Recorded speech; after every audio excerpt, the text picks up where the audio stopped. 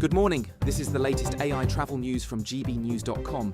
The M6 northbound between junctions 2 and 3 in Coventry is affected by a collision.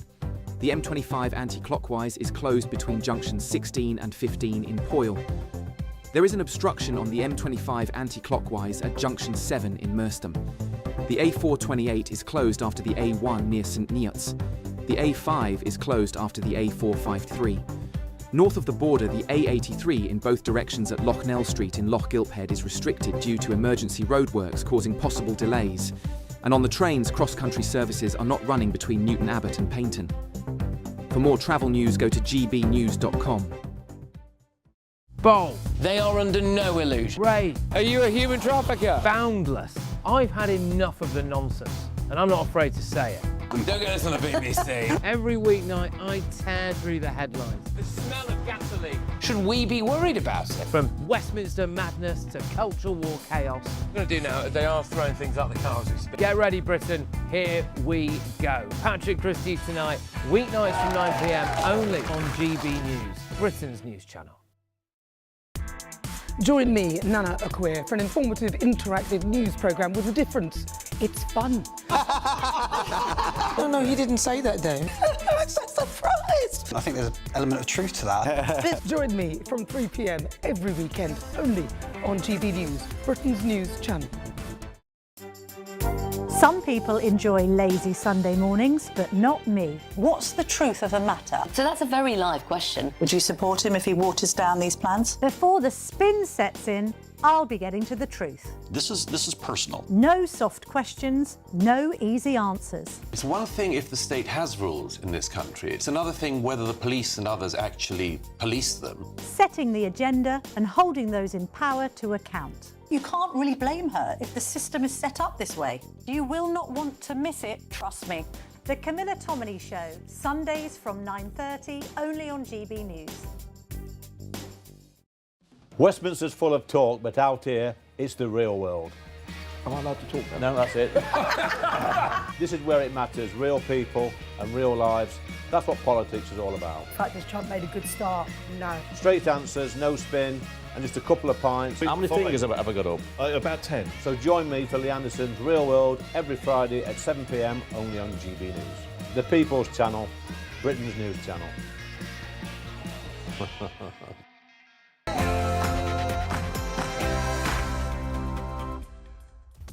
Good morning, it's 9:30 on Tuesday the 21st of July, live across the UK, Britain's Newsroom with Andrew Pearce and Miriam Cates.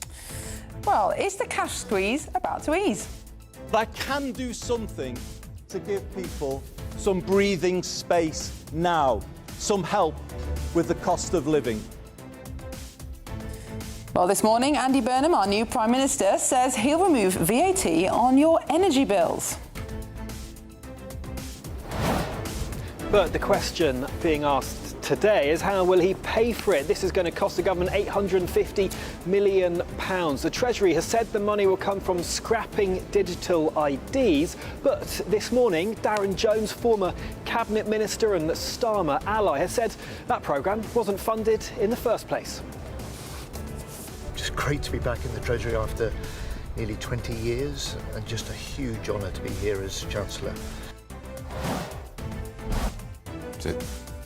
So the first black hole in the finances already, as John Healey is appointed Chancellor, Shabana Mahmood stays as Home Secretary, and another surprise, Wes Streeting takes over Defence. Does he know anything about Defence? I don't think he does. And Ed Miliband is Foreign Secretary. Good riddance. It's the honour of my life to have been asked by the Prime Minister to be the Foreign Secretary of our country. And Trump backs Burnham. The US president says the new Prime Minister has got a big job ahead of him and America will be there to help. And Burnham booted out Rachel Reeves, David Lammy, Peter Kyle, Darren Jones and Lord Hermer, the Attorney General, the all-powerful Lord Attorney General from the Cabinet. Meanwhile, tributes from around the world are pouring in for King Kev, Kevin Keegan, the former England player and manager who has sadly died aged 75.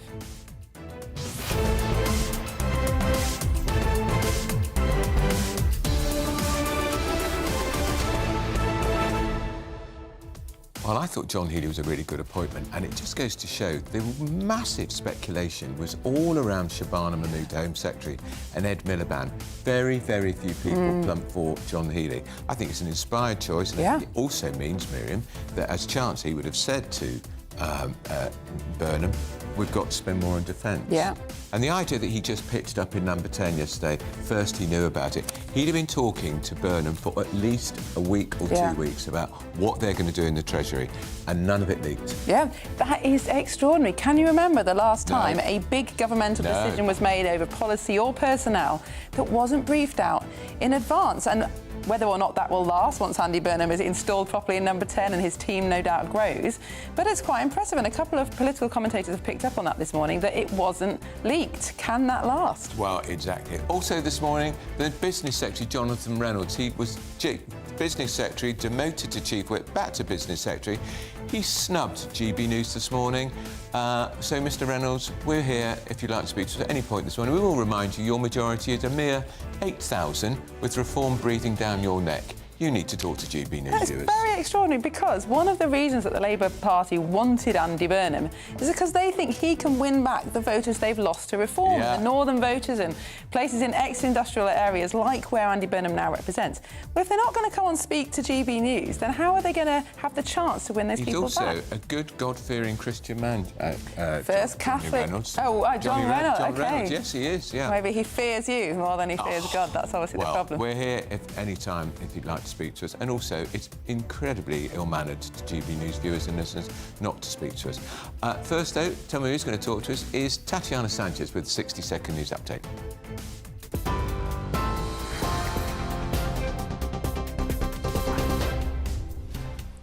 Thank you very much. The top stories this morning. Prime Minister Andy Burnham has announced a fresh tax cut to remove VAT from domestic electricity bills from the 1st of October. The rate of VAT applied to household electric will be cut from 5% to 0%. Mr Burnham vowed to provide breathing space for households struggling with the cost of living. Elsewhere, the rate of UK unemployment remained unchanged at 4.9% in the 3 months to May, according to official figures released this morning. A 28-year-old man is due in court charged with the murder of Anne Widdecombe. Joshua Kerry from Rotherham will appear in court today. Ms Widdecombe was killed in her home in Hayter in Dartmoor on the 8th of July. The US military says it launched another round of strikes against Iran to further degrade its capabilities to attack ships in the Strait of Hormuz. It's the 10th consecutive night of attacks and comes after President Trump vowed to punish Iran for the deaths of US soldiers. Those are the latest headlines. More from me at the top of the hour. Tune in to GB News Radio wherever you are. Online, on DAB digital radio, on TuneIn, on Radio Player, on Nation Player and on your smart speaker. Just say, play GB News.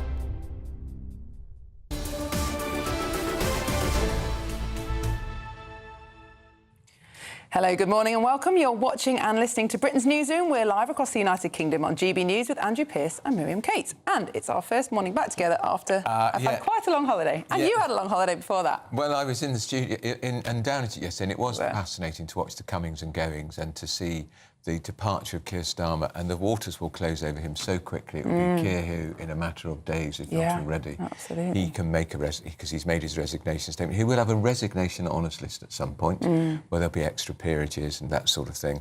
But we didn't get the return of the Messiah from America, David Miliband. That is very true. That was mooted, wasn't it? Coming back, and of course we were absolutely told by those titans of the lobby that it was going to be Ed Miliband or Shabana Mahmood. I didn't believe it was going to be Shabana Mahmood for a second. I thought she would stay where she was, and I didn't know what they would do with Ed Miliband, but I'm glad he's out of net zero because he was fanatic. Although I don't know what Donald Trump will think about that, because of course he has complained that the so-called windmills, he means wind turbines, obscure the view of his Aberdeen golf course, which is a very good point. So will he lobby Ed Miliband to get rid of his windmills? We'll see. Now, of course, we've also already got the first hitch for the Prime Minister, because he's made a lot of the fact that as part of his commitment to the cost of living, he hinted about it yesterday, he's taking VAT off our energy bills. Now, the Tories could have done that the day after we came out of the European Union. For some reason, they didn't. Indeed. It will cut inflation. It will cut about £45, I think, off your bill. It's encouraging that Yeah. he's gone for a tax cut Yes. rather than a subsidy or Yeah. deregulation, because tax cuts are exactly what we need if you're going to bring down inflation and the cost of living. Trouble is, But though, the wheels have come off because he said it's he'd pay funded. for it by scrapping digital ID, which was Starmer's big idea, championed by Tony Blair. But Darren Jones, who was the Prime Minister, the last Prime Minister's Chief Secretary, said there was no budget for digital ID. It was unfunded. So where is this £850 million? So he's just transported one unfunded commitment to another. But hey, tax cuts do sometimes pay for themselves because they do boost the economy, don't Well, they? and also it will cut inflation a bit. Yes, Not well, much, but a exactly. bit. And there's no reason why VAT should be on energy bills. It's not a luxury, it's an essential, isn't it? Absolutely. It should have been one of the first Brexit bonuses and benefits. Yeah. Couldn't understand Well, why it Tories was didn't get Michael on with it. Gove and Boris Johnson who used it as an example for why we should leave in 2016, because under EU rules we weren't allowed to cut VAT beyond a certain level, but now we can, in theory, do what we like. Well, shall we speak to our national reporter, Will Godley? He is now there in Downing Street, where you were yesterday, Angie.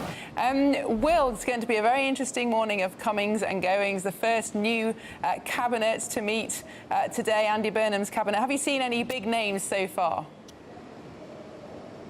Well, it's been very quiet here this morning. Good morning to both of you. The only big name I've seen come or go from number 10 Downing Street is Larry the Cat, who came out for a brief moment about an hour or so ago. But yeah, that cabinet meeting sitting a little bit later today. Of course, many of the people who will be sitting around the table didn't know they were cabinet ministers until late last night. It was about 11 o'clock in the evening when those announcements stopped last night.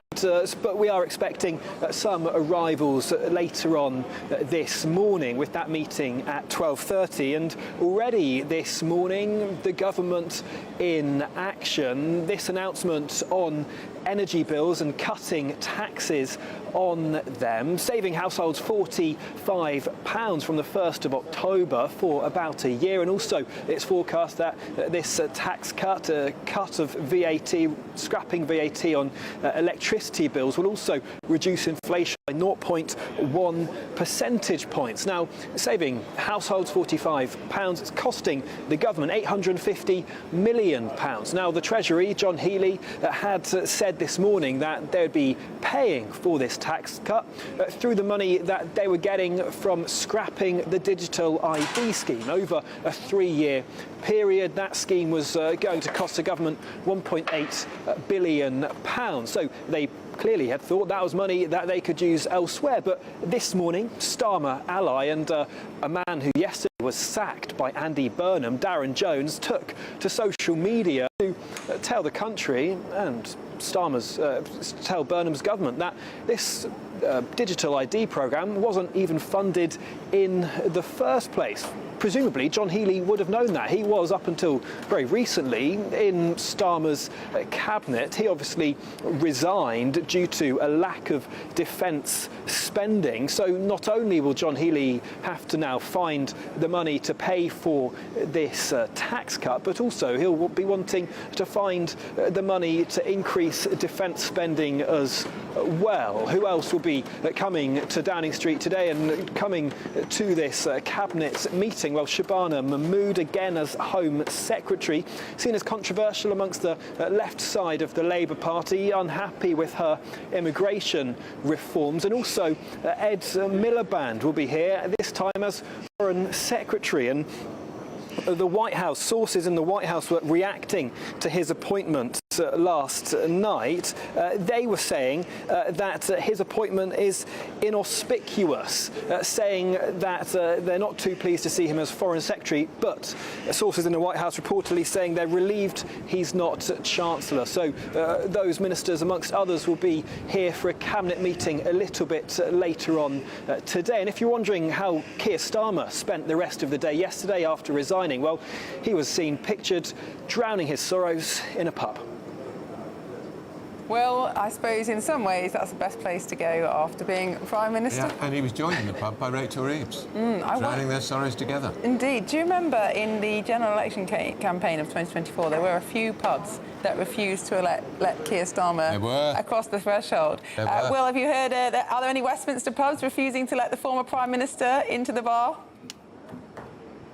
I think he'd probably get PTSD. He's probably happy sheltering off in his constituency. Supposedly it's a pub that he says is his favourite pub and has been for a number of years, so no doubt they're probably glad to see him back. Yeah, it's a very nice pub up in Kentish Town, nice part of North London. It's very nice. I've been in that pub, but I don't suppose I'll be going in there now, because last thing you want to see is me coming in. Probably what do you want, Tory boy? Oh, well, Will, thank you ever so much, and we'll be coming back to you throughout the morning as the newly appointed Cabinet Ministers arrive in Downing Street. Indeed. Well, let's talk about this VAT cut to Andy Mayer, who's an energy analyst at the Institute for Economic Affairs. Andy, good morning.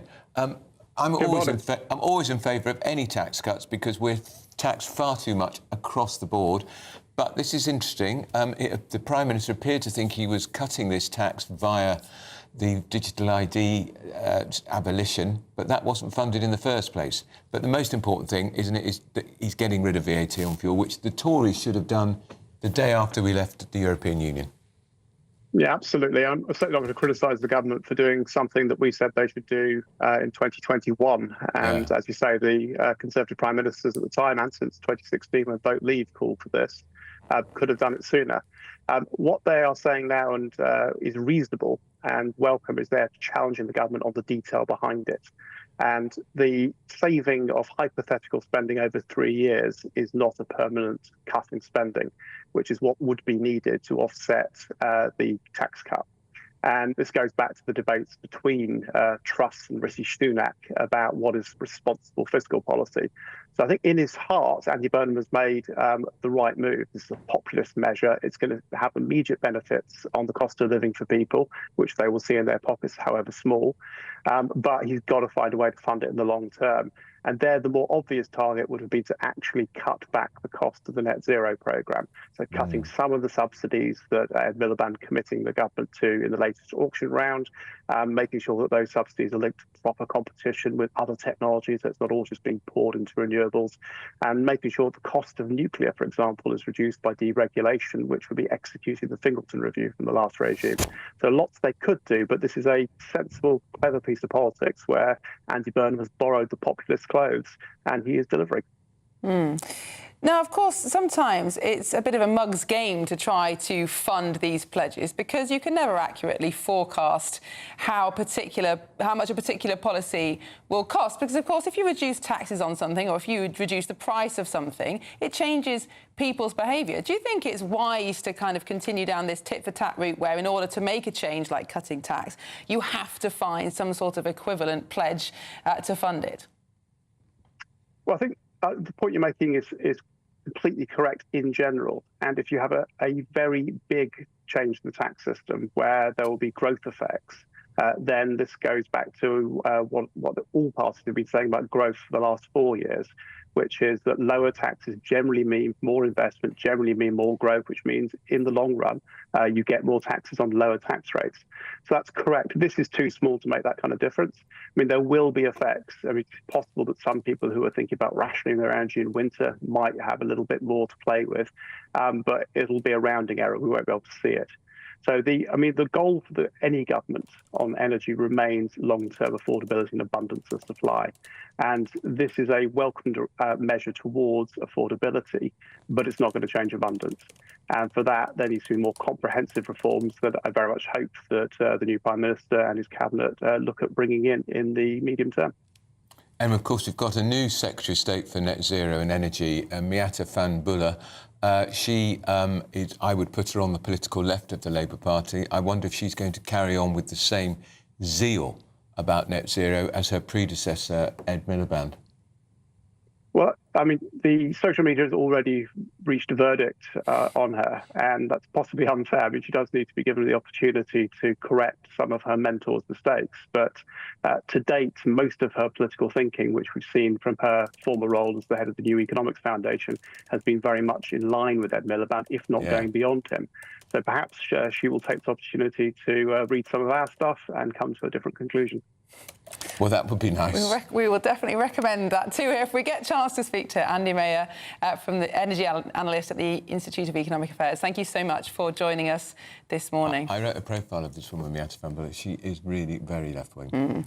I do wonder if Andy Burnham is deliberately making himself quite difficult to read because, like you say, Miata Van are quite left-wing, same with Ed Miliband, Shabana Mahmood, John Healey, very firmly on the kind of common-sense blue Labour wing of the party. It's an interesting combination. Because I thought the Chancellor would have to be someone on the soft left. Indeed. Soft left happy. So he's been taken... But he's got so much goodwill. So much goodwill. He was nominated by, 392 MPs or something? Yesterday was the day he had the most authority and he had to use it. Well, still ahead, our very warm invitation to come on the show remains open to Business Secretary Jonathan Reynolds. He's snubbed GB News this morning. You can get in touch on Your Say or phone our producers or just turn up in the studio. We'll be willing to speak to you. Plenty more to come after the weather.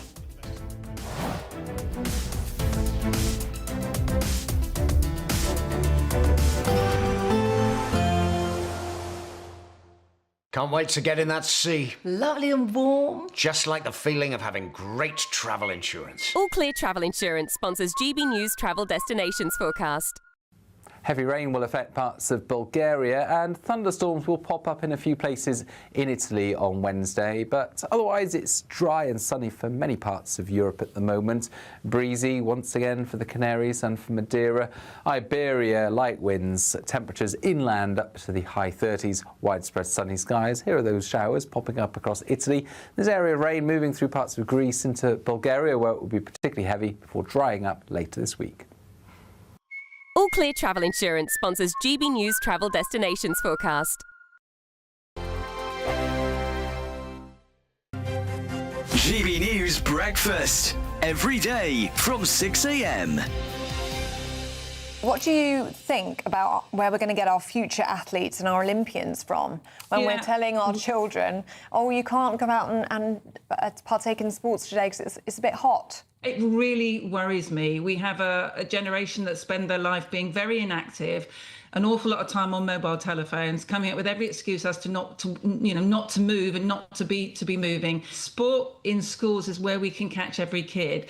And the kids that will lose out are the kids that come from areas of deprivation, because the parents that can afford to make sure their children do sport will still do that. But the parents that can't afford, sadly, will miss out. So it's really important that our kids, do enough physical activity, lay down these habits, understand about how their body works and nutrition and food and looking after themselves and health. We have a health crisis. It's really important we start early. The People's Channel. This is GB News, Britain's news channel. GB News entertainment editor Alex Davies joins us now. What a woman, what a voice, what an incredible life. What more can you tell us? Yeah, like you said, she's a singer whose songs have transcended generations, really. Everybody knows Total Eclipse of the Heart. Everybody knows Holding Out for a Hero. She's been awarded an MBE. She represented the UK at Eurovision. And it's just very sad. Tributes have already started to pour in from across the showbiz world and just fans in general, This is somebody who's, like I said, transcended generations with her music and will continue to do so posthumously. Well, thanks so much. I met her just once in a green room. She was an absolute delight, and even speaking, she had that great rasping voice. Oh, what an incredible voice. Incredible voice. GB News, the People's Channel. Britain's Newsroom, weekday mornings from 9:30. So you go along to the car showroom and only like 10%, at most maybe 15%, pay cash. The rest buy on some form of financing. And you often buy, it's a bit like a mortgage, and it's like buying a mortgage from the estate agent, which we all know is a terribly bad idea. Yeah. But this is what people did. And the scandal is, the guys in the showroom were acting as dealers and brokers, and they were in many cases inflating the interest rate that you paid so that they could get bigger commission. And they didn't declare that. So you basically ended up paying more for your car than you would otherwise have done if you'd gone into the open market and found yourself, a better deal. How did that come to light? Well, over many years. I mean, this has been going on since 2007. GB News, the People's Channel.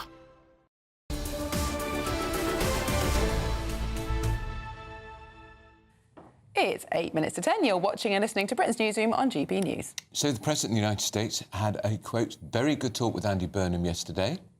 Yes, the Prime Minister invited Donald Trump to Manchester, of course, next year for the G20 summit. This was during his first phone call with any foreign leader at number 10.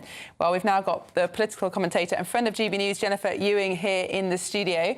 Jennifer, good morning. Our previous Prime Minister, Sir Keir Starmer, tried so hard to win Trump over. It worked to start with, and then things frosted over a little bit over the conflict with Iran. Do you think Andy Burnham offers a fresh start for the special relationship? He absolutely does offer a fresh start. How long the, this honeymoon period will last, I think will completely depend, quite frankly, on how much Andy Burnham drills out of the North Sea. I mean, the president has made that very, very clear that that's one of his most important issues, concerns about our relationship with Great Britain is energy and immigration, and then, of course, defense. So I think one thing the president does is he does give everyone a chance. He can kind of forget the things that have been said about him in the past. And again, he told us exactly in that Truth Social what he'll be looking for, which is, again, the North Sea, whether that's wish casting, how much oil is actually there. Time will tell, and whether or not the Prime Minister goes through with that. And then, of course, he talked about some demining in the Strait of Hormuz and then some trade. So those are the three things I'd be looking out for that the US president's going to be looking out for And now. Encouraging that he called so quickly.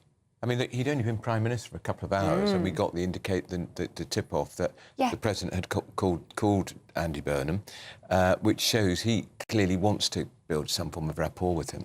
Absolutely. And, we've known that the president is an Anglophile. His mother is famously from Scotland. That's probably, why he was paying attention to the people dancing in the streets of Aberdeen, dripping with all the oil raining down. So, no, there is still a special relationship. Has it become more transactional during the Keir Starmer administration? Sure. And could that happen with Burnham? Of course. Let's not forget there are some pretty big ideological differences, for sure.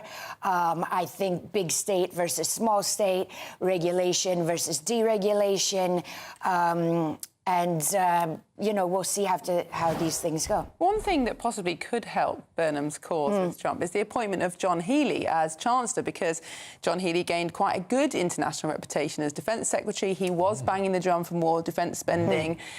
He was taken seriously by military professionals and by his foreign counterparts. Do you think that the Trump team will be looking at that as a positive for Britain's defence spending? Absolutely. And when I was kind of looking at the pros versus cons, Miriam, I was thinking John Healey, OK, fine, he's moved away from defence into, the man who with a checkbook. So, and because he did resign on principle of not enough money, yes, I think anybody looking at that will say that is a move in the right direction, especially since one of the other presidents, and quite frankly, all of America first, now that it's been brought to our attention, we really do need Europe to, what are we calling it, burden share with regards to NATO and defence. So, yes, I agree. And Healey went because defence spending was only going to be 2.7% of our GDP by, 2029? And it should be 3%, and then go up to 3.5% by 2035. So he's the man now to do just that. Well, let's hope so. And I think the closer it gets to 3.5, ideal number will be 5. And I think, if all you have to do is read the U.S. National Defense Strategy, and to know that we want Europe to start paying more and more for their own defense.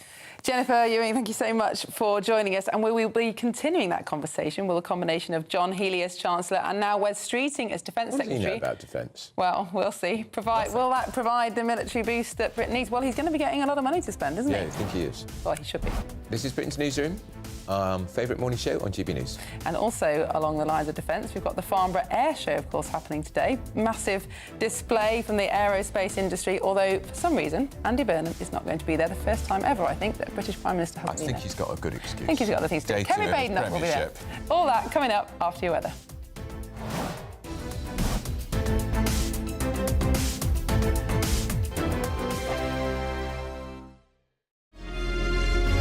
Thank you, Britain, for the thousands of you who are becoming friends of GB News every week. You're not only watching and listening to our programmes, you're becoming part of them too.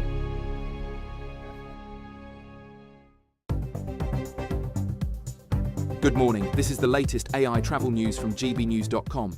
The M6 southbound between junctions 3 and 2 in Coventry is delayed due to a collision.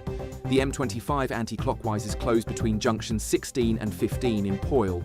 The A11 is closed after the A134 in Thetford. The A5 is closed after the A453. The A428 is closed after the A1 near St Neots. North of the border, the M8 eastbound and westbound between junctions 16 and 18 is congested due to essential bridge repairs. And on the trains, cross-country services are not running between Newton Abbot and Paignton. For more travel news, go to gbnews.com. We're celebrating a golden summer with your chance to win a real gold bar. That's right, a fine gold bullion bar worth over £5,000 could be yours. We're also going to make sure your finances are fabulous with £60,000 in tax-free cash. For a chance to win, text GOLD to 63225. One entry costs £2.50 plus one standard network rate message. Or text BONUS to 63225. 5 entries cost £5 plus one standard network rate message. Go to gbnews.com/win. Entries start at £2.50. Call 0903 686 3232. Calls cost £2.50 plus your network access charge. Or post your name and number to GB22 PO Box 8690 Derby DE1 9TT. UK only. Entrance must be 18 or over. Lines close at 4 p.m. on the 21st of August. This is a network giveaway. Entries will be pooled. Please check the closing time if listening or watching on demand. Good luck. At the stroke of midnight, the news doesn't stop, and neither do we. Day in, day out. Forget stuffy late night TV shows. We're giving you a front row ticket to the centre of the political universe. Because breaking news doesn't wait for the morning. And neither do we. Join us for one of the most controversial and volatile times of politics in human history. A very big story. Big story over here. You won't get this anywhere else. The Late Show live at midnight, every night. Only on GB News. From the school run to the home run, watch a new show for all of Britain. He can say whatever he wants. A straight-talking show where all voices are heard. And, you know, when are we going to stop talking about smashing the gangs and actually do it? With the stories that matter from every part of our country. There's a bit of a crash landing there for your Chancellor. Bold, fearless and standing up for you. That's me, Martin Daubney, 3 p.m. till 6 p.m, weekdays, here only on GB News. The People's Channel, Britain's news channel.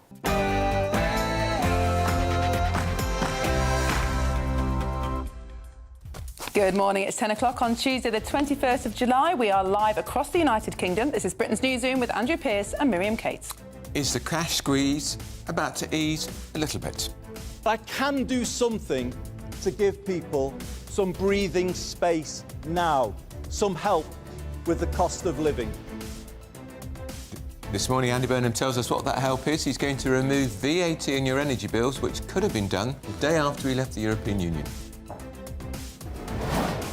Yes, his first announcement this morning, but the question is, how will Andy Burnham pay for this? The Treasury had said it was going to be paid through scrapping the digital ID scheme, but this morning a former Cabinet Minister and Starmer ally, Darren Jones, has said that policy wasn't even funded in the first place. Just great to be back in the Treasury after nearly 20 years and just a huge honour to be here as Chancellor. Well, that was John Healey, who has been appointed as the new Chancellor of the Exchequer in a surprise move by Andy Burnham. Meanwhile, Shabana Mahmood remains Home Secretary, Wes Streeting takes over at Defence, and Ed Miliband got a top job too. It's the honour of my life to have been asked by the Prime Minister to be the Foreign Secretary of our country. And Trump backs Burnham. The United States President says the Prime Minister's got a big job ahead of him and America will be there to help. Meanwhile, several former Cabinet Ministers have got the boot, including Rachel Reeves, David Lammy, Peter Kyle, Darren Jones and Lord Hermer, who have been ejected from the Cabinet. And Britain's biggest air show takes place at Farnborough today. Our man Charlie Peters will be there. Elsewhere, tributes from around the world are pouring in for King Kev, Kevin Keegan, the former England player and manager who has sadly died aged 75.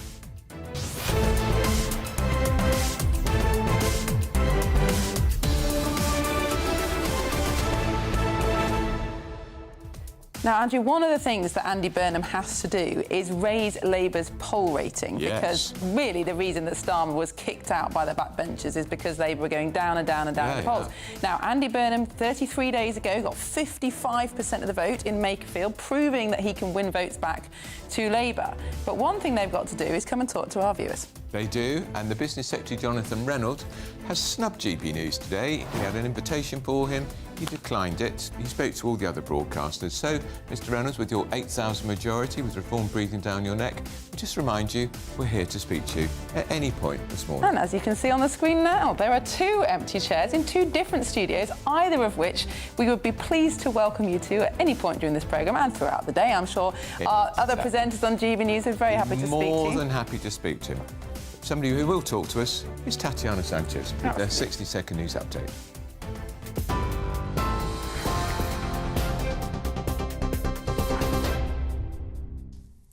Andrew, thank you very much. I certainly will. Well, the Prime Minister, Andy Burnham, has announced a fresh tax cut to remove VAT from electricity bills from the 1st of October.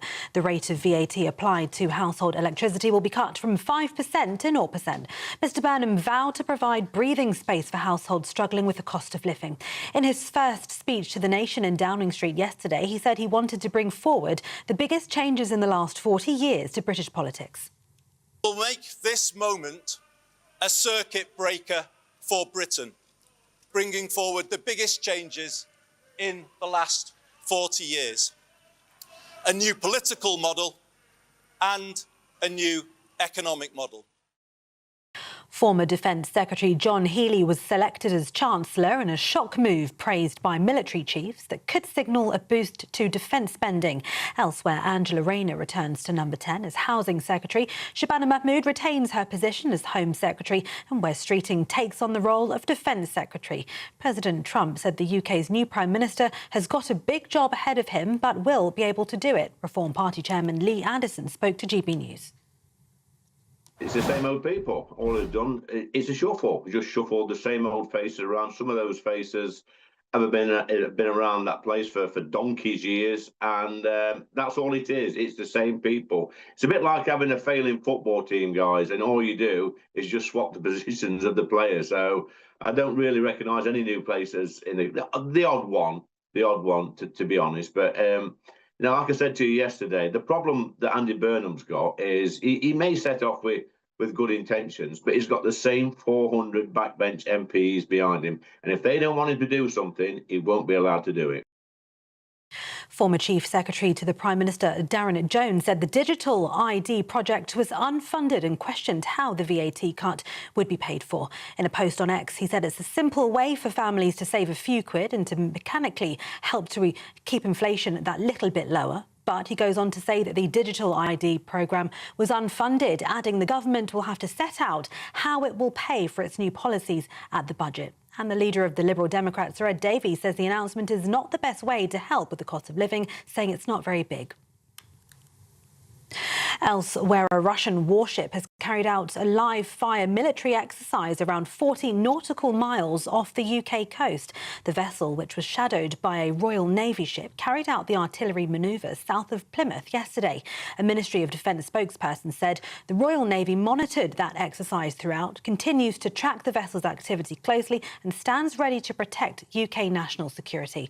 Before the exercise, the Russian vessel informed HMS Tyne of its intention to conduct gunnery activity. Shadow Defence Secretary James Cartledge spoke to GB News. Your viewers will know how strongly we feel about the Chagos deal that the government negotiated. We think it's done and dusted, but the key thing is there were hundreds of millions of pounds that were going to be given to Mauritius in this Parliament, which at the moment the government are still budgeting to do that. We think, given the deal is dead, they should transfer that cash to spending on the Royal Navy. We're prepared to do that using the Chagos money, and that would mean more ships into service, because the key weakness we have here is not enough surface ships against the Russian threat. So we need to send them that message from the heart of government that we're going to stand up to Putin. In other news, the rate of UK unemployment remained unchanged at 4.9% in the 3 months to May, according to the Office for National Statistics. UK average regular earnings growth remained unchanged at 3.4% in the 3 months to May and was 0.4% higher after taking consumer prices index inflation into account. Meanwhile, the government borrowed slightly less than expected in June, according to official figures. Borrowing was £16 billion last month, £7.9 billion lower than June last year. Elsewhere, a 28-year-old man is due in court, charged with the murder of Anne Widdecombe. Joshua Kerry from Rotherham will appear at Westminster Magistrates Court today. Miss Widdecombe was killed in her home in Hayter in Dartmoor on the 8th of July. Counter-terrorism policing said determining the motivation, including any possible political motivation, remains an active avenue in the murder investigation. They go on to say counter-terrorism policing said there were over 800 lines of inquiry in that investigation.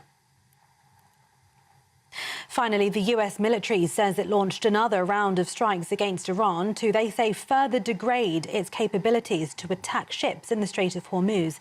It's the 10th consecutive night of attacks and comes after President Trump vowed to punish Iran for the deaths of US soldiers. Mr. Trump earlier said Iran had been hit very hard the previous night in honour of 3 US soldiers killed recently, 2 in Jordan and 1 in Iraq. In response to the latest wave, Iran said it struck 2 oil tankers in the waterway, as well as US military assets in Bahrain and Kuwait. Iran's president vowed it was now fighting a full-scale war with the US. Those are the latest headlines. More in half an hour. Tune in to GB News Radio wherever you are. Online, on DAB digital radio, on TuneIn, on Radio Player, on Nation Player and on your smart speaker. Just say, play GB News.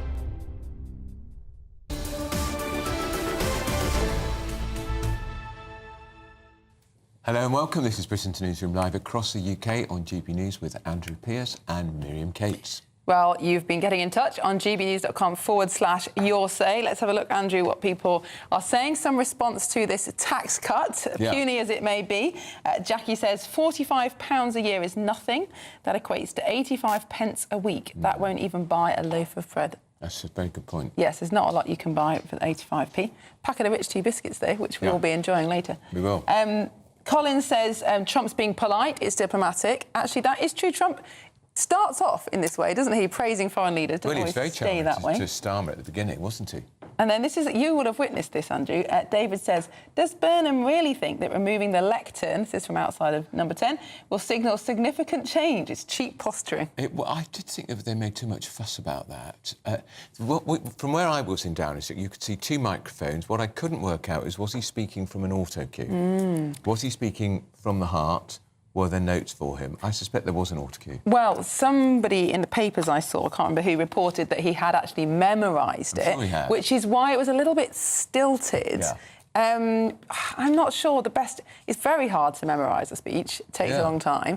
I actually think paper notes are the best way because you're not hiding anything then. People can see when you're looking down. It encourages you to look up and you can kind of...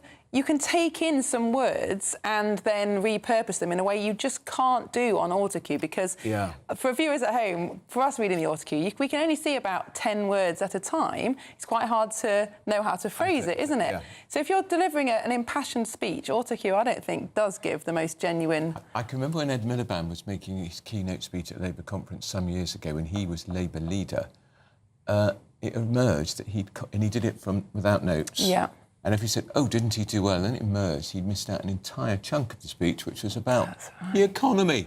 The economy's stupid, which was so embarrassing. That's the danger, of course. Yeah. There are some amazing tricks you can learn. Like, one of them that I think they started in Roman times is where you think about each room of your house. Yeah. And walking through your house, and you deposit a phrase or an idea in each room, and you associate that with a piece of furniture or something like that. And then in your head, you walk around the room. But it does, you know, not everybody has the kind of mind that can do that. And also, it takes time, which Andy Burnham probably didn't have. No. Well, he had a few weeks, didn't he? Yes, not as long as the Romans. And we now know from reading what we've read in the paper today that he'd been plotting with Lou Haig. She was the cabinet minister who lost her job over the stolen phone many, many, many years ago. They'd been plotting for a year. Gosh.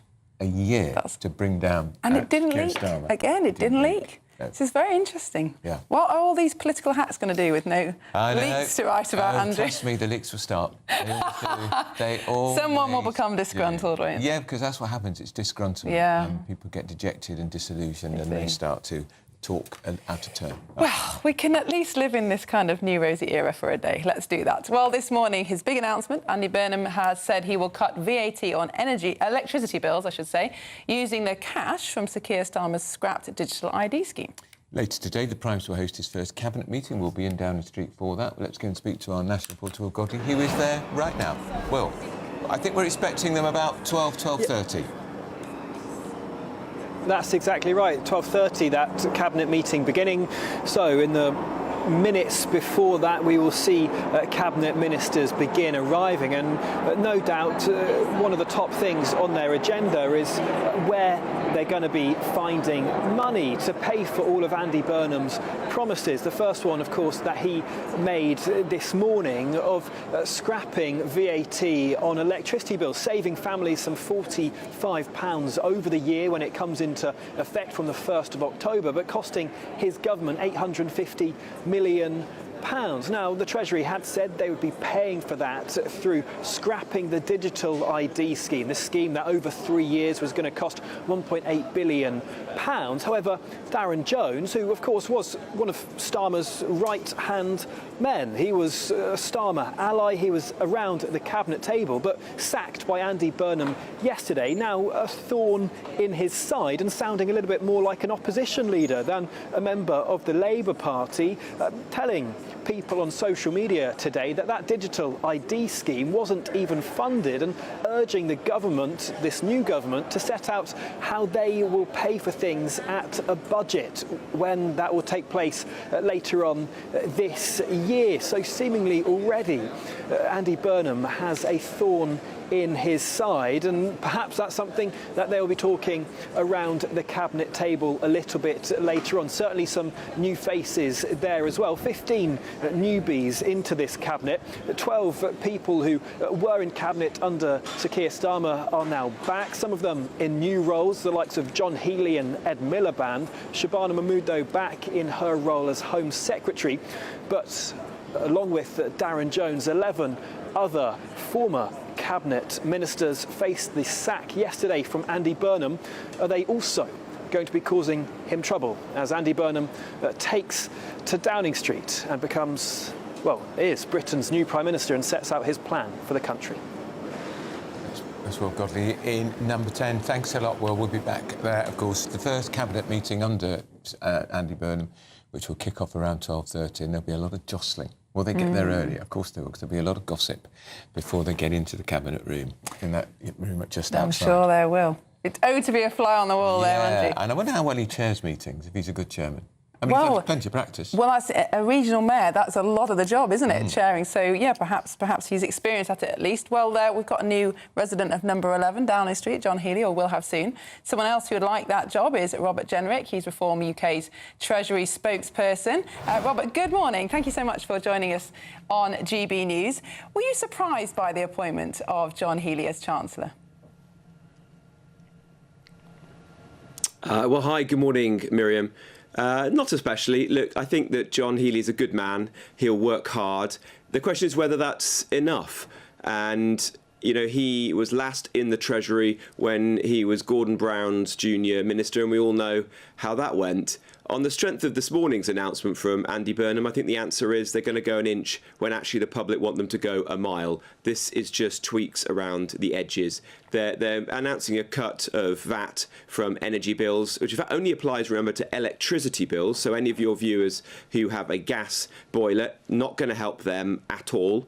This is a policy that Reform said in March and was decried at the time by the Labour Party. But of course, we were going to go much, much further, and we will go further in our first budget. Instead of saving people 45 quid, which is the equivalent of half a Mars bar or a second-class postage stamp every week, we want to save £200 by not just scrapping VAT, but also all the green levies and taxes that have been ladled on to people's bills by stealth. And that would make a much bigger difference to people who are really hard up at the moment. Now, of course, these cuts, welcome as they may be, do have to be funded.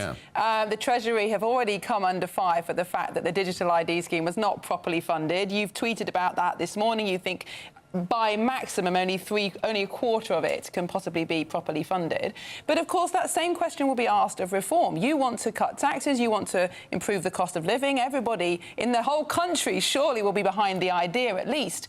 But how will you fund it, given the fact that the demands on the taxpayer are growing each year, our debt is ballooning, our interest costs are ballooning? None of those structural challenges are going to change very soon. You can't cut taxes more than Burnham is right now, can you? Well, what a difference between the way that I announced our reform policy in March and the way that Andy Burnham and John Healey have announced this one. Ours was not only much larger, saving the average household £200 instead of £45 a year, but it was fully funded.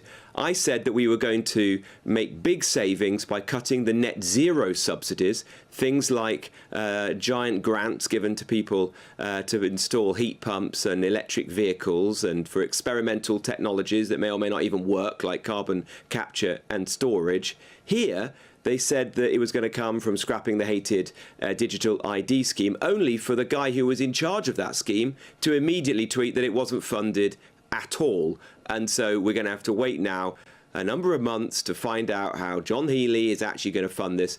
What's the odds it's actually just going to come from increased taxes? Because there's no way that this Labour government under Andy Burnham is going to slash welfare, get people who are choosing not to work back into work, which is what really needs to happen if you want to cut taxes. So I'm afraid day one in the Treasury for John Healey, he's going to announce an unfunded tax cut, and one that, frankly, won't make much difference to people anyway, because it's the equivalent of less than 90p a week for most households.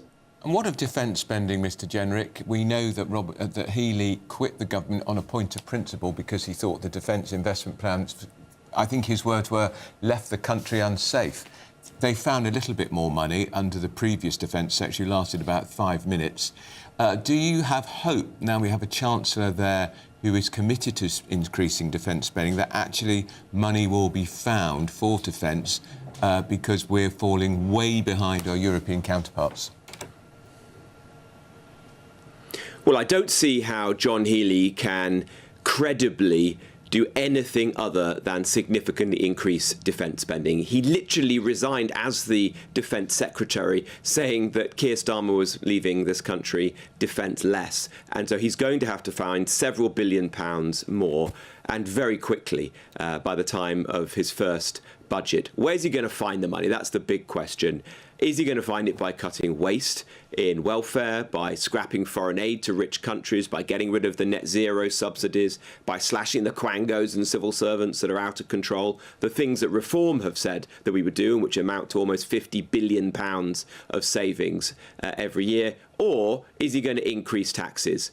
I'm willing to lay a bet that he's going to do it by increasing taxes on working people. And in fact, in recent times, Andy Burnham has advocated almost £38 billion of tax rises or new taxes, some of which are completely insane, like a tax on family holidays, even a tax on your parking space at work. And we at Reform have challenged Andy Burnham and now John Healey to say which of those taxes is he going to go forward with, which is he not.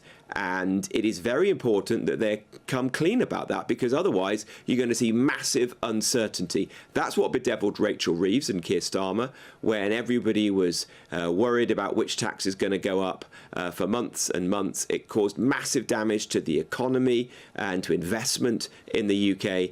Keir Starmer, rather Andy Burnham and John Healey are going to have to rule out those tax rises as soon as possible, or else we're going to see the same damaging effects on the economy. But look, as I say, taxes are going to go up under Andy Burnham and John Healey. Mark my words. I think also international aid may go up because Burnham has been critical in the past of the government cutting international aid.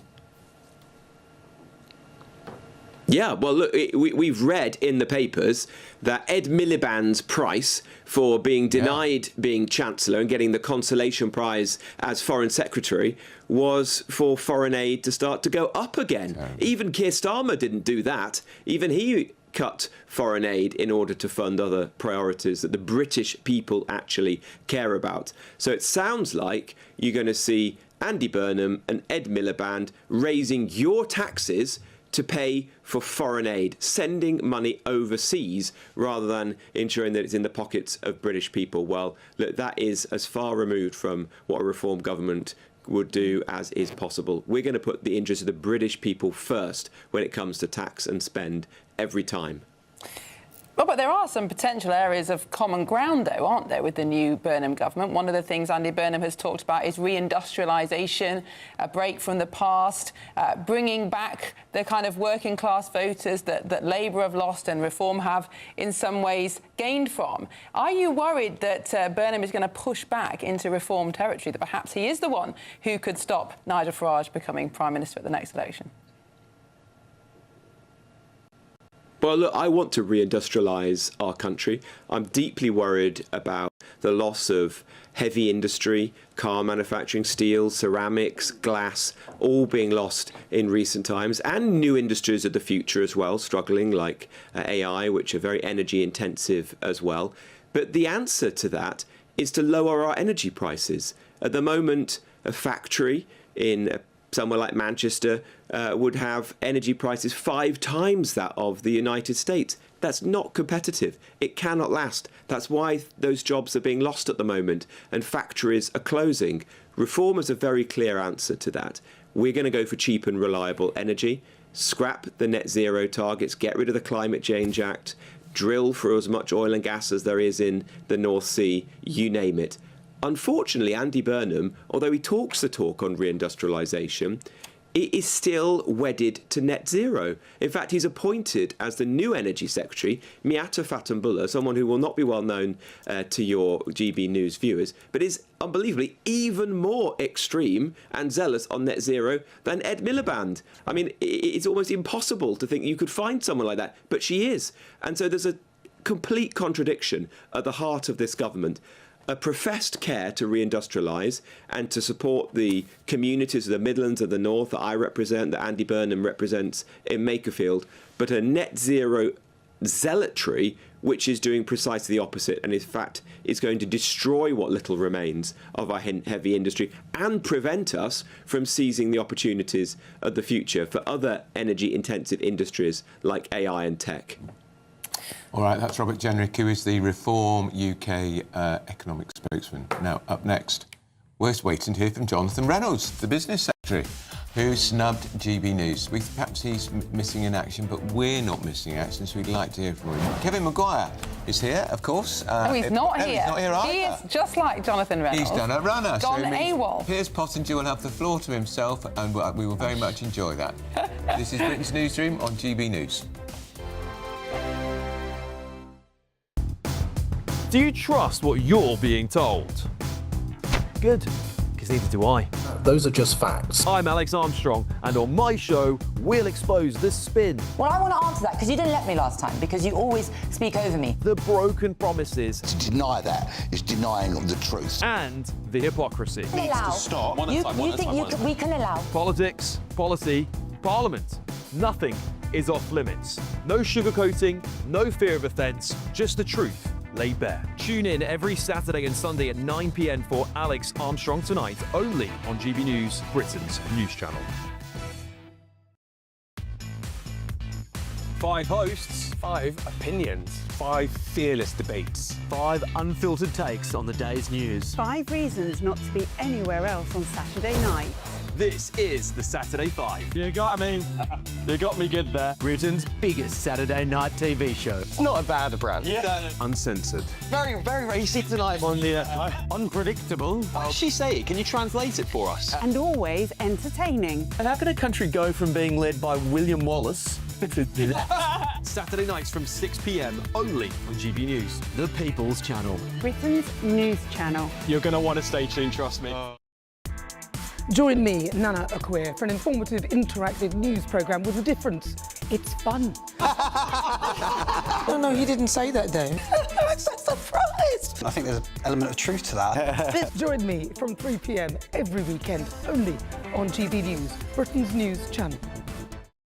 Hi, I'm Michelle Dewberry, and my show is your opportunity to cut through all the noise and dive in headfirst to some robust debates. Ideas clash. Situation, isn't it? No, because the failure is you're deliberately avoiding my point. Nothing's held back. And if you think this is the end of it, wait for more. And we do not shy away from the difficult stuff. Sometimes I want to shake people and say, if only you understood. So join me on Jubes and Co weeknights at 6 p.m. only on GB News, Britain's news channel. At GB News, we love to hear from you, our loyal community. So drop us a line at gbnews.com/yoursay. There you can talk to each other and also to the presenters live on air. gbnews.com/yoursay, because GB News is your channel, Britain's news channel. Here at GB News, we made a promise to tell your stories. And on the 6th of August, we're marking 5 years of doing exactly that. Celebrate with us by having your say. Join in the debates live on TV and radio. And meeting your favourite presenters across the country, from Leeds to Aberdeen, from Belfast to Barry Island. Plus, join me in Essex for our biggest live show of the year. Scan the QR code or visit gbnews.com/celebrate. Terms and conditions apply.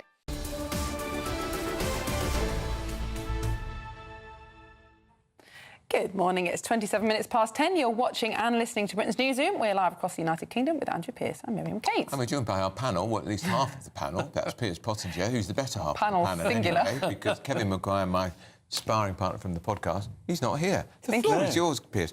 Tell us, what do you think about the surprise that was John Healey being made Chancellor?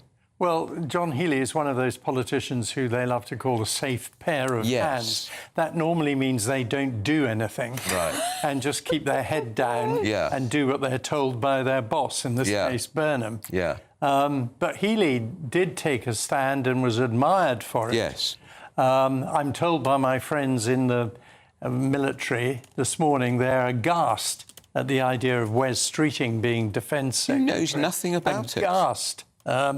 But the question now is whether Healey, who incidentally is a dead ringer for Lionel Jeffries, looks exactly like him. He of Chitty Chitty Bang Bang. In the Ministry of Defence, they used to call him Lionel. Look, there they are, look. There, you can see the likeness, yes. Very similar. Absolutely. And in the MOD, they called him Lionel. They did. And so he was in Chitty Chitty Bang Bang. And the question is how much explosive stuff he's going to produce at the Treasury. The problem he's got is that I mean, he hasn't got anything to play with. No money. And goodness knows where he's going to find it.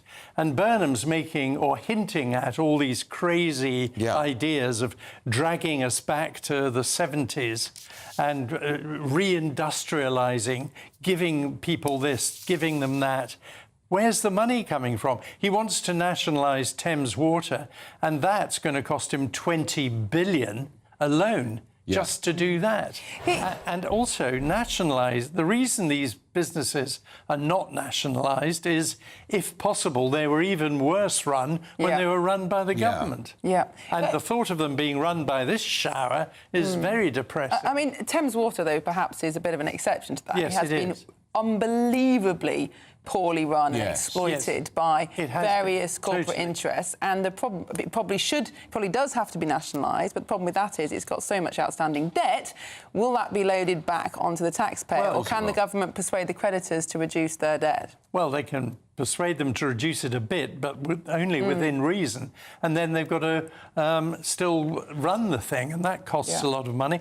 They've also, in the meantime, quietly nationalised British Steel, which is losing over £1 million a day. That was probably more to do with the security risk of the Chinese owning it and threatening it, possibly to shut it down. I'm really interested in the combination of John Healey and Pat McFadden, who's kept his job in the Department for Work and Pensions, who, of course, embarrassingly for Starmer at the time, was leaked to have been saying to colleagues, every time I meet you, all you want is to tax someone else to pay for your pet project. It's quite encouraging that he is being kept at the DWP. Perhaps we can expect some welfare reform. Well, one would hope so, because, I mean, it's got to the point, and he's been told by the Office for Budget Responsibility and the IMF they've got to do something. They can't carry on with this tax and borrow business. It does, I mean, we're at breaking point, and I actually fear that Burnham, if he does want to try and take us back to the 70s, will actually end up bankrupting this country. An IMF bailout. Yeah, and also, of course, he's doing all this in the summer deliberately. He's got a honeymoon period while Parliament's not sitting, and it's quite frankly disgraceful that he's making major announcements such as VAT on energy bill at 6 o'clock in the morning when Parliament's not sitting. That is undemocratic. And ironically, the House of Lords is sitting this week, so the Commons could easily have sat for 2 days. Well, the House of Lords has to finish up what the Commons send them, don't they? So they should have recalled Parliament. He should have. Thank you, Piers. Let's see if your sparring partner will have arrived in an hour's time. But otherwise, we enjoy having you just to ourselves. We do. Absolutely. We've got lots more to come in Britain's Newsroom, but first of all, we've got your 60-second news update with Tatiana Sanchez.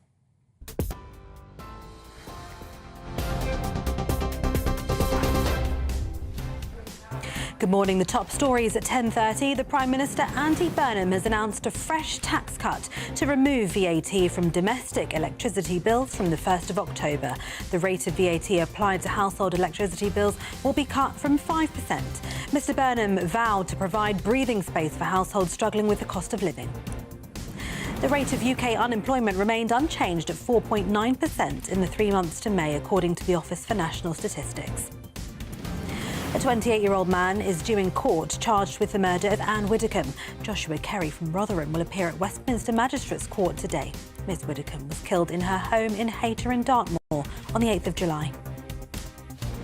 And the US military says it launched another round of strikes against Iran to further degrade its capabilities to attack ships in the Strait of Hormuz.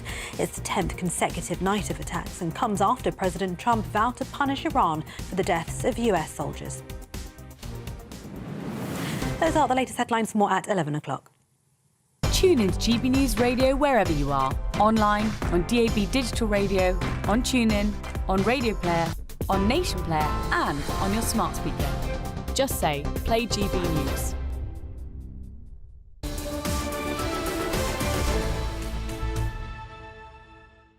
While the nation can breathe a sigh of relief, Kevin Maguire is presumably getting over his hangover after celebrating the Andy Burnham victory. has finally pitched up and will be here for the next hour, but we're not going to let him speak. Maybe he went to the pub with Keir Starmer. Maybe he helped did. him drown his sorrows. I don't think he was a big fan of Keir Starmer's at the end. Well, if you want a bit of a pick-me-up, you can enter our Great British giveaway. It's your chance to win big in our Golden Summer celebration. You could bank an incredible £60,000 in tax-free cash and your very own real gold bar worth over £5,000. I hear Andrew's got so many, he uses them as doorstops. There we are. Here's all the details you need to win it. What would you do with £60,000 cash? What would you do with a real gold bar? Well, both have to be won in our Golden Summer celebration. First, there's £60,000 in tax-free cash to bolster your bank account this year. You can spend it on treats, splash out on the family, or just save it for a rainy day. It's entirely up to you. Plus, we'll also give you a fine gold bar worth over £5,000. That's genuine gold that you could gift to a loved one or just lock up in your own personal vault. The gold and the cash really could be yours. For a chance to win £60,000 in tax-free cash and a real gold bar, text GOLD to 63225. One entry costs £2.50 plus one standard network rate message, or text BONUS to 63225. 5 entries cost £5 plus one standard network rate message. Go to gbnews.com/win. Entries start at £2.50. Call 0903 686 3232. Calls cost £2.50 plus your network access charge, or post your name and number to GB22 PO Box 8690 Derby DE1 9TT. UK only. Entrance must be 18 or over. Lines close at 4 p.m. on the 21st of August. This is a network giveaway. Entries will be pooled. Please check the closing time if listening or watching on demand. Good luck. Good luck with that. Well, still ahead, tributes from around the world are pouring in for King Kev. Kevin Keegan, of course, the former England football player and manager who has sadly died aged 75. Not very old, is it, these days, 75? No. He'd been suffering from cancer. This is Britain's Newsroom on GB News.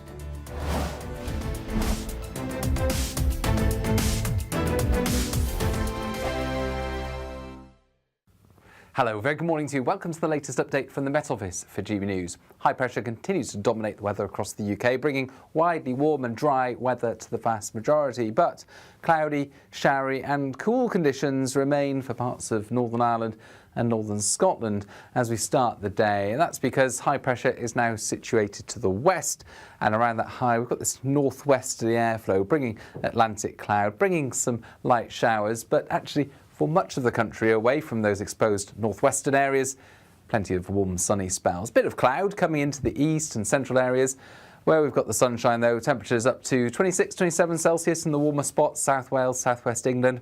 Always much cooler towards the northwest, where we've got stubborn cloud continuing into the evening across the northwest Highlands. It's going to be the same through the rest of the week here, but actually decent cloud breaks across the Highlands, Grampians into the central belt. Temperatures here into the low 20s still in the evening. And Northern Ireland, although extensive cloud cover, warm enough where we've got some thinning of the cloud in places.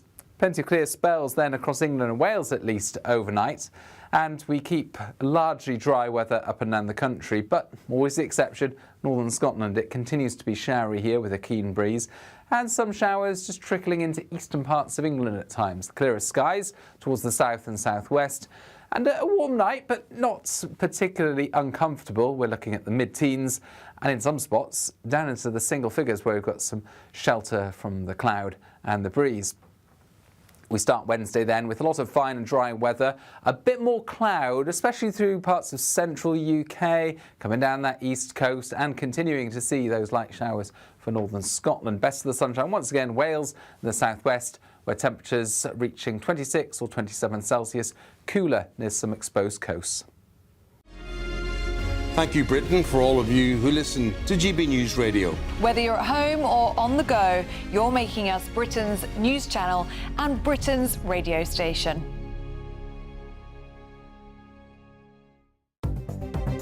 Good morning, this is the latest AI travel news from gbnews.com.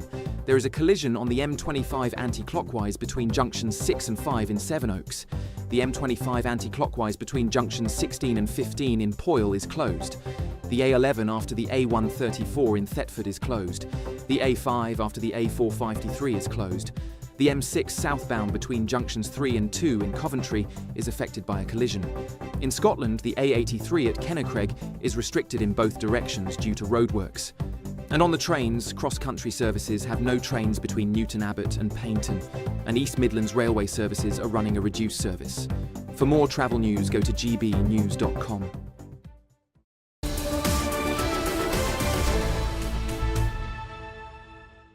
It's 21 minutes to 11. You're watching Britain's Newsroom on GB News. During his first speech as Prime Minister, Andy Burnham announced his first measure when he went behind that famous door at number 10 would be to end rough sleeping nationwide.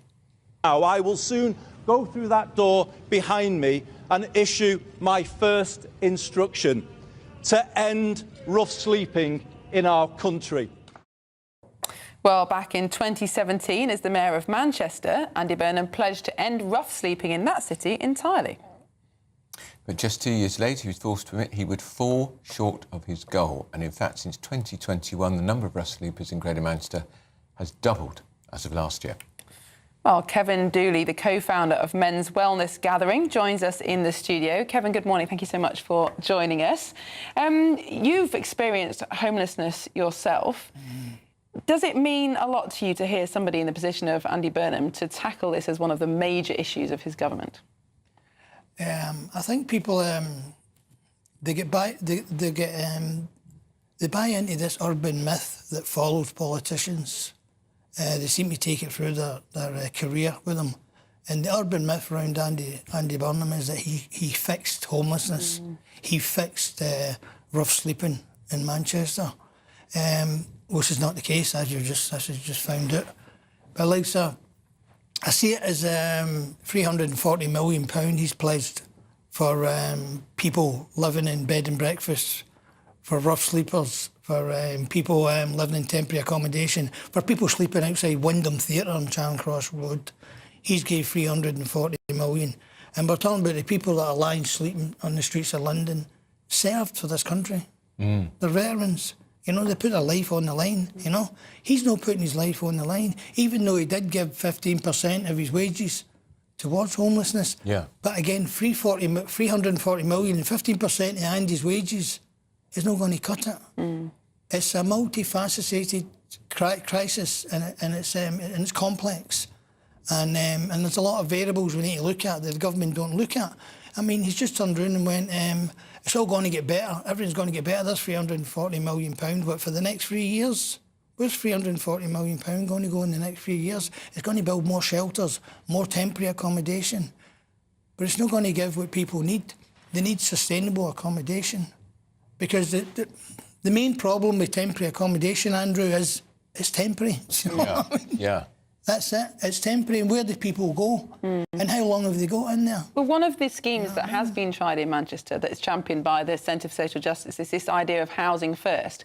So if you give people permanent housing, as you've said, it then enables you to apply for a job, apply for a bank account, all the kind of things that you need to get you out of that situation, but you can't do when you're of no fixed abode. I mean, would you support the rollout of that kind of scheme rather than just more temporary shelters? No. Giving people houses isn't the answer. You've got to give them the resources and the skill to manage that house and to maintain it, and so it can become sustainable accommodation. Because there's a lot of unmet social and health needs that need to be addressed. People living in accommodation and people who have sleeping rough and living on homeless have lost a lot of skill, mentally and emotionally. They've lost their will. I imagine that's often the case with some of the military veterans who are on the street. You've got it. They've lost the sense of being in a community which they were in before. They've got mental health issues, and could they even cope if they were put in a house on their own? Andrew, you're bang on. They can't even deal with a resentment. They can't even manage a feeling. Never mind pay a bill, stock the fridge up, decorate a house, and it looks massive to them. If you've been living on the street or in small accommodation, or you're becoming present in accident emergencies and police stations because you're using negative coping skills, alcoholism and things like that. So putting people in houses and expecting them just to be okay is not the answer. We need to use the vehicles we have in place, from the social work departments to the probation departments to the mental health facilities we have in the community. And if we use them to develop care pathways that can deliver the skills that people need to manage themselves in sustainable accommodation. How long were you homeless for? What? How long were you homeless for? I was due to mental and emotional difficulties I experienced through my life experience. I was using alcohol and other substances to cope. So for a couple of years, as a result of that, I was there. So I was an entrenched person without a home, you know, entrenched. And that was in King's Cross and Soho. And what lifted you out of that? How did you get back on your feet? I went to, I lost, my family came back in my life, but a lot of loss in my life, you know, and which I don't want to discuss right now. It really impacted on me. I ended up going to a rehab. But in that rehab, when I became clean and sober, I dedicated my life to help people who don't have the support, who don't have the resources from this government, I might add. So the people we're dealing with, we're trying to get job fit and accommodation fit to live in a sustainable accommodation are the people that I deal with. And I deal with a lot of men at the moment. And we're finding people, men that are trying to come back, who are on their own. And I've got a shoestring budget and I'm dealing with this. But the people that are making the biggest impact on veterans on the street, I've done a programme for returning police soldiers from in Rhondda Valley to help them cope with trauma. So the people that in this country that are helping the people who are in the situation that we need to get them out of, to keep them safe and get them everything they need to live in accommodation, are a grassroots organisation. It's not the government. It's people on their own, developing their own charities, they're not-for-profits and things like that. These are the British people. This is what British people are doing for British people. And the government don't recognise that. I was in Somerset yesterday and I don't know, we need to help everybody in this country, not just the homeless and everything, because I think the place is a mess. Do you know what I mean? The whole country is, you know. I was in Somerset yesterday, honest to God, I seen 2 electricians sitting in a van eating sandwiches, right? I seen 2 guys put up a garden wall, right, to make it safe for the community. And they put the steels in, they put the resin in, they put the cement in. I walked down the road, I seen a painter put his paint down, a bit of blanket on a grass outside somebody's house. I heard the creaking of swings, I heard children's laughter, right? And I went like that. This is all worth it. It's worth it. And these people are worth it. These British people, they're worth it. And all meant for me, they're the ones that are building communities, looking out for each other. British people looking after the problems we have in our society, the ills we have. They're the ones that are finding remedies from the grassroots, not the government. So I just hope that Andy Burnham, in my heart of hearts and all sincerity, that he improves their life, that he makes it better for us and everybody else. You know? Let's hope he does. Let's hope he does. He's got a lot on his plate, He certainly does, sure. Kevin. Kevin Dooley, thank you so much for joining us and sharing your story with us this morning. That's Kevin Dooley, the co-founder of Men's Wellness Gathering. Now, up next, Britain's biggest air show taking place at Farnborough today. We'll be checking in very shortly, and the Prime Minister is coming under criticism for not attending. Give him a break, it is only day 2. It is, but first, if you're in search of some holiday sun, here's the forecast for our European destinations.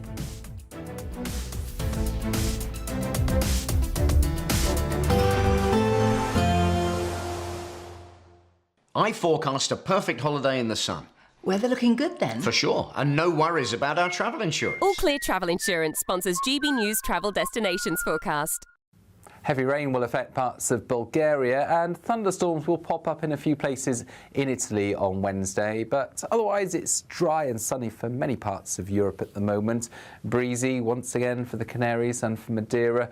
Iberia, light winds, temperatures inland up to the high 30s, widespread sunny skies. Here are those showers popping up across Italy. There's area of rain moving through parts of Greece into Bulgaria where it will be particularly heavy before drying up later this week.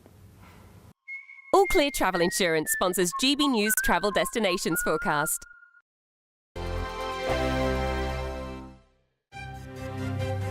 GB News Breakfast. Every day from 6 a.m. Olympian Sharon Davies. Sharon, thanks so much for joining us. this morning. I think this is preposterous that we're banning Sports Day for kids, and our viewers are obviously also thinking this is completely bonkers. But is there a case to be made that perhaps we should be looking after young people when the heat is quite extreme in many people's cases, they'll say? What do you think, Sharon? I think looking after our kids is making them resilient and giving them a sports day. I mean, sport in schools has been relegated year on year on year, and it's so depressing. You know, it's such an important part of young people's lives. Give them a hat, give them some sunscreen, make sure they're drinking plenty of water, stick them in the shade when they're not, you know, actually having a little race. This is all about just kids getting used to life, and wrapping them in cotton wool is not the answer. The People's Channel. Britain's Newsroom. Weekday mornings from 9:30. So you go along to the car showroom and only like 10%, at most maybe 15%, pay cash. The rest buy it on some form of financing. And you often buy, it's a bit like a mortgage, and it's like buying a mortgage from the estate agent, which we all know is a terribly bad idea. Yeah. But this is what people did. And the deal is, the scandal is, the guys in the showroom were acting as dealers and brokers, and they were in many cases inflating the interest rate that you paid so that they could get bigger commission. And they didn't declare that. So you basically ended up paying more for your car than you would otherwise have done if you'd gone into the open market and found yourself, you know, a better deal. How did that come to light? Well, over many years. I mean, this has been going on since 2007. GB News, the People's Channel. GB News Breakfast, every day from 6 a.m. Ruth Ellis was executed on the 13th of July 1955. She was convicted of murdering a partner, David Blakely. There's been a long campaign about what to do about all of that. She has now had a conditional pardon, which would mean she would have been sentenced to life rather than sentenced to death. So it's a significant move, but what do her family make of it? Well, her grandson, Stephen Beard, is here alongside solicitor Grace Horton. Good to see you both this morning. I mean, look, from a family perspective, Stephen, what does this mean? It's huge. It was a monumental day yesterday. In essence, it's the removal of a negative blotch in our family history. You know, we have effectively rewritten history because ultimately, for the last 70-odd years, the truth hasn't been known. GB News, the People's Channel.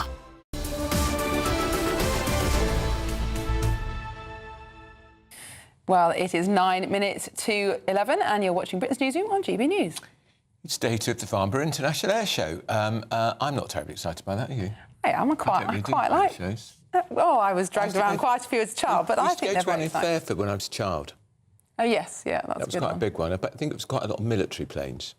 Well, Andy Burnham isn't there. It is normal for the Prime Minister to go, but it is only his second day in office. I think there'd be a row if he was there. There probably He's got would. A country to run. Well, Keir Starmer likes flying in planes. Meeting. Indeed. Well, our GB News national reporter, Charlie Peters, is there in Farnborough. Charlie, tell us more about what you're seeing.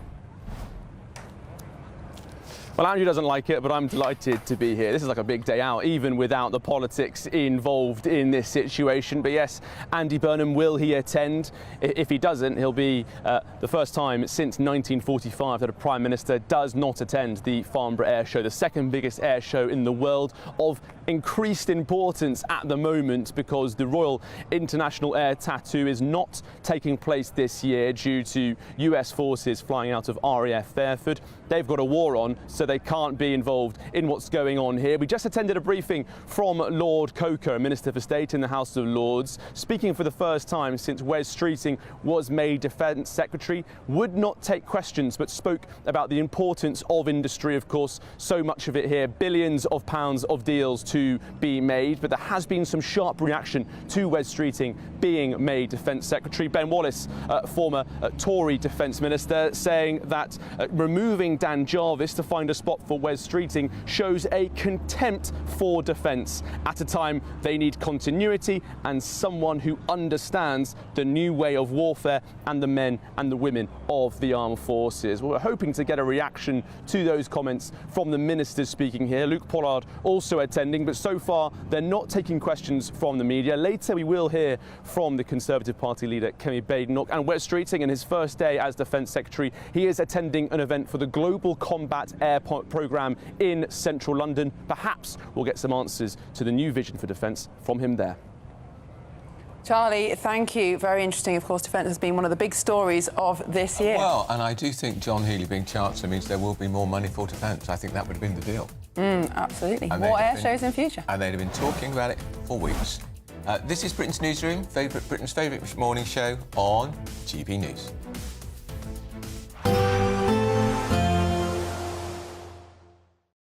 Today, clouds overhead, total zen within. Boxed Solar sponsors the weather on GB News.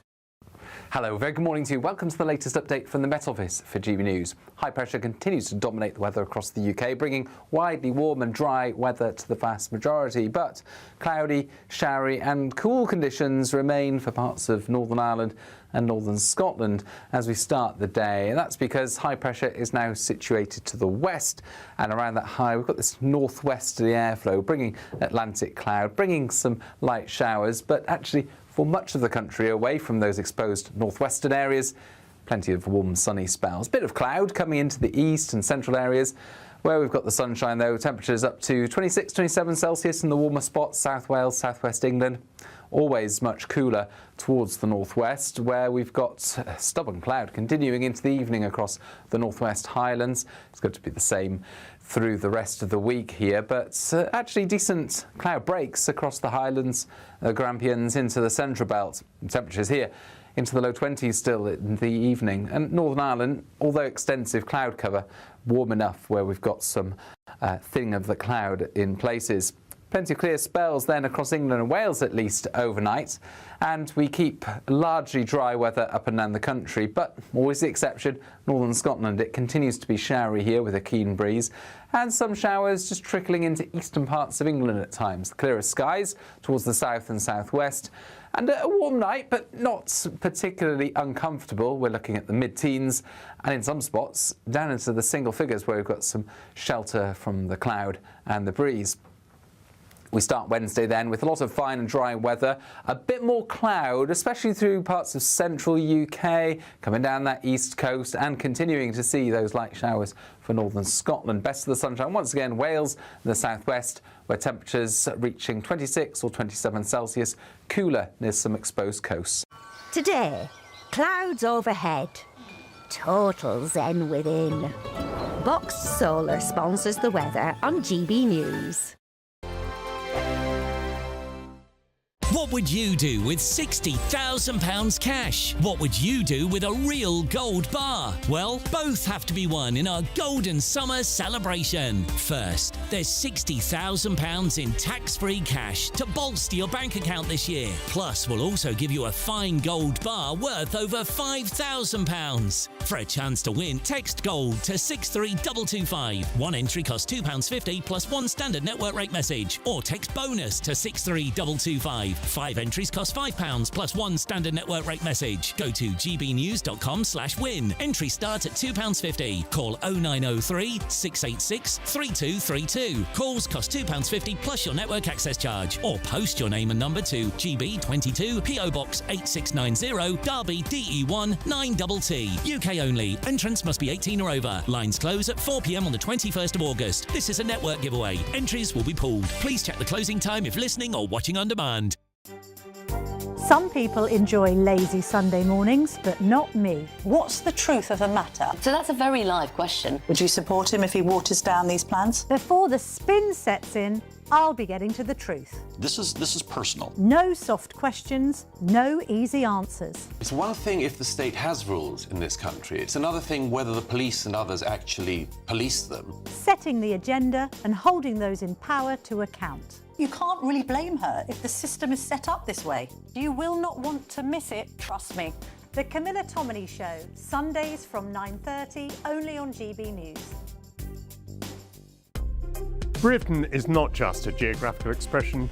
We are a people bound together by history and culture that are distinctively British. Join me to celebrate our music, theatre, artworks and literature, which we can explore and enjoy together. Everybody's welcome. Sunday with Michael Portillo. Every Sunday at 11 a.m. on GB News, the People's Channel, Britain's news channel. As soon as it hits 11 and the headlines come in, the Late Edition brings you the breaking news from all the front pages. Because the news is going to happen. So get a head start today. Patrick Christie's tonight, Late Edition. Alex Armstrong tonight, Late Edition. From 11 o'clock every night. Only on GB News, the People's Channel, Britain's news channel. I've been in Westminster for a long time, but I know that though power may be here, its effect on people's lives is across the whole of the country. We may be where rules are made, but it's where they're implemented that matters. Join me, Jacob Rees-Mogg, for forthright and frank discussion on where Britain has come from, where it's going, and where it will end up. That's State of the Nation, Monday to Thursday, 8 to 9 o'clock. Vox Populi, Vox Dei.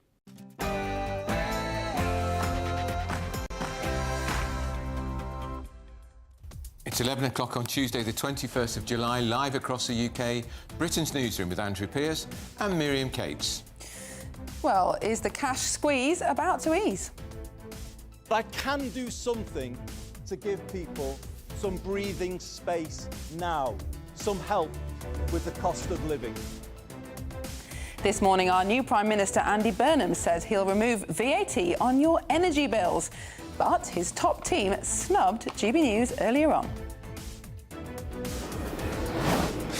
Darren Jones, the former Keir Starmer Chief Secretary to the Prime Minister, says that this can't be afforded, isn't paid for, the cut in VAT off energy bills. Infighting on day one of the Andy Burnham government, and we haven't yet appointed all of the junior ministers. Just great to be back in the Treasury after nearly 20 years, and just a huge honour to be here as Chancellor. Well, that's the new Chancellor, John Healey, who was, of course, quit the government in protest at defence cuts just a few weeks ago. Shabana Mahmood remains Home Secretary. Wes Streeting, a surprise at Defence, and Ed Miliband goes to Foreign Office. It's the honour of my life to have been asked by the Prime Minister to be the Foreign Secretary of our country. Meanwhile, Donald Trump has backed Burnham. The US president says the Prime Minister has got a big job ahead of him and America will be there to help. And in that reshuffle, Burnham booted out Rachel Reeves, David Lammy, Peter Kyle, Darren Jones and Lord Hermer. They're all out of the cabinet.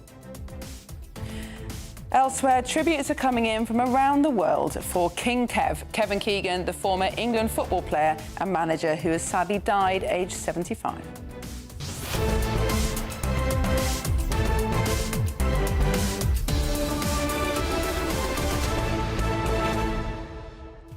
The view is that Rachel Reeves was offered defence. That's what I've heard. Big demotion from Chancellor, of course.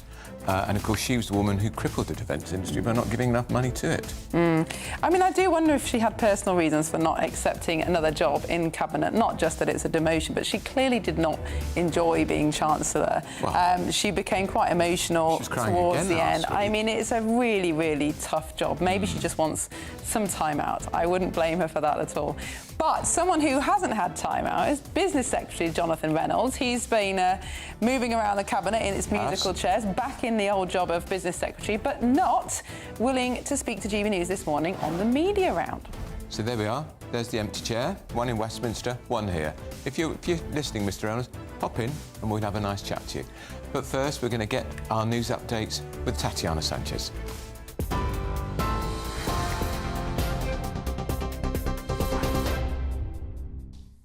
Andrew, Miriam, thank you very much. The Prime Minister, Andy Burnham, has announced a fresh tax cut to remove VAT from electricity bills from the 1st of October.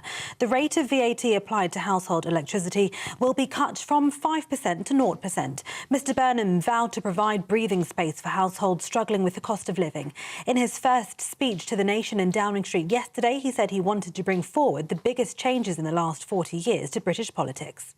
Will make this moment a circuit breaker for Britain, bringing forward the biggest changes in the last 40 years. A new political model and a new economic model. Former Defence Secretary John Healey was selected as Chancellor in a shock move praised by military chiefs that could signal a boost to defence spending. Elsewhere, Angela Rayner returns to number 10 as the Housing Secretary. Shabana Mahmood retains her position as the Home Secretary, and Wes Streeting takes on the role of Defence Secretary. President Donald Trump said the UK's new Prime Minister has got a big job ahead of him, but he will be able to do it, he said. Reform Party Chairman Lee Addison spoke to GB News. It's the same old people. All they've done, it's a shuffle. Just shuffled the same old faces around. Some of those faces have been around that place for donkey's years, and that's all it is. It's the same people. It's a bit like having a failing football team, guys, and all you do is just swap the positions of the players. So I don't really recognise any new places in the odd one, to be honest. But you know, like I said to you yesterday, the problem that Andy Burnham's got is he may set off with good intentions, but he's got the same 400 backbench MPs behind him. And if they don't want him to do something, he won't be allowed to do it. Former Chief Secretary to the Prime Minister, Darren Jones, said the digital ID project was unfunded and questioned how the VAT cut would be paid for. In a post on X, he said it's a simple way for families to save a few quid and to mechanically help to keep inflation that little bit lower. But the digital ID programme was unfunded. He adds the government will have to set out how it will pay for its new policies at the budget. And the leader of the Liberal Democrats, Sir Ed Davey, also says the announcement is not the best way to help with the cost of living, saying it's not very big. A Russian warship has carried out a live-fire military exercise around 46 miles off the coast of the UK. The vessel, which was shadowed by a Royal Navy ship, carried out the artillery manoeuvre south of Plymouth yesterday. A Ministry of Defence spokesperson said the Royal Navy monitored that exercise throughout, continues to track the vessel's activity closely and stands ready to protect UK national security. Before the exercise, the Russian vessel informed HMS Tyne of its intention to conduct gunnery activity. Shadow Defence Secretary James Cartledge spoke to GB News Breakfast. Your viewers will know how strongly we feel about the Chagos deal that the government negotiated. We think it's done and dusted, but the key thing is there were hundreds of millions of pounds that were going to be given to Mauritius in this Parliament, which at the moment the government are still budgeting to do that. We think, given the deal is dead, they should transfer that cash to spending on the Royal Navy. We're prepared to do that using the Chagos money, and that would mean more ships into service, because the key weakness we have here is not enough surface ships against the Russian threat. So we need to send them that message from the heart of government that we're going to stand up to Putin. In other news, the rate of UK unemployment remained unchanged at 4.9% in the 3 months to May, the Office for National Statistics has revealed today. UK average regular earnings growth remained unchanged at 3.4% in the 3 months to May and was 0.4% higher after taking consumer prices index inflation into account. Meanwhile, the government borrowed slightly less than expected in June, according to official figures. Borrowing was £16 billion last month, £7.9 billion lower than June last year. A 28-year-old man has arrived in court charged with the murder of Anne Widdecombe. Joshua Kerry from Rotherham is appearing at Westminster Magistrates Court. Ms Widdecombe was killed in her home in Hayter Vale in Devon just after midnight on the 9th of July. Counter-terrorism policing said determining the motivation, including any possible political motivation, remains an active avenue in this murder investigation. And the US military says it launched another round of strikes against Iran to further degrade its capabilities to attack ships in the Strait of Hormuz. It's the 10th consecutive night of attacks and comes after President Trump vowed to punish Iran for the deaths of US soldiers. Mr. Trump earlier said Iran had been hit very hard the previous night in honour of 3 soldiers killed recently, 2 in Jordan and 1 in Iraq. In response to the latest wave, Iran said it struck 2 oil tankers in the waterway, as well as US military assets in Bahrain and Kuwait. That's according to the IRNA news agency. Iran's president vowed it was now fighting a full-scale war with the US. Those are the latest GB News headlines for now. More from me at 11:30. Tune in to GB News Radio wherever you are. Online, on DAB digital radio, on TuneIn, on Radio Player, on Nation Player and on your smart speaker. Just say, play GB News.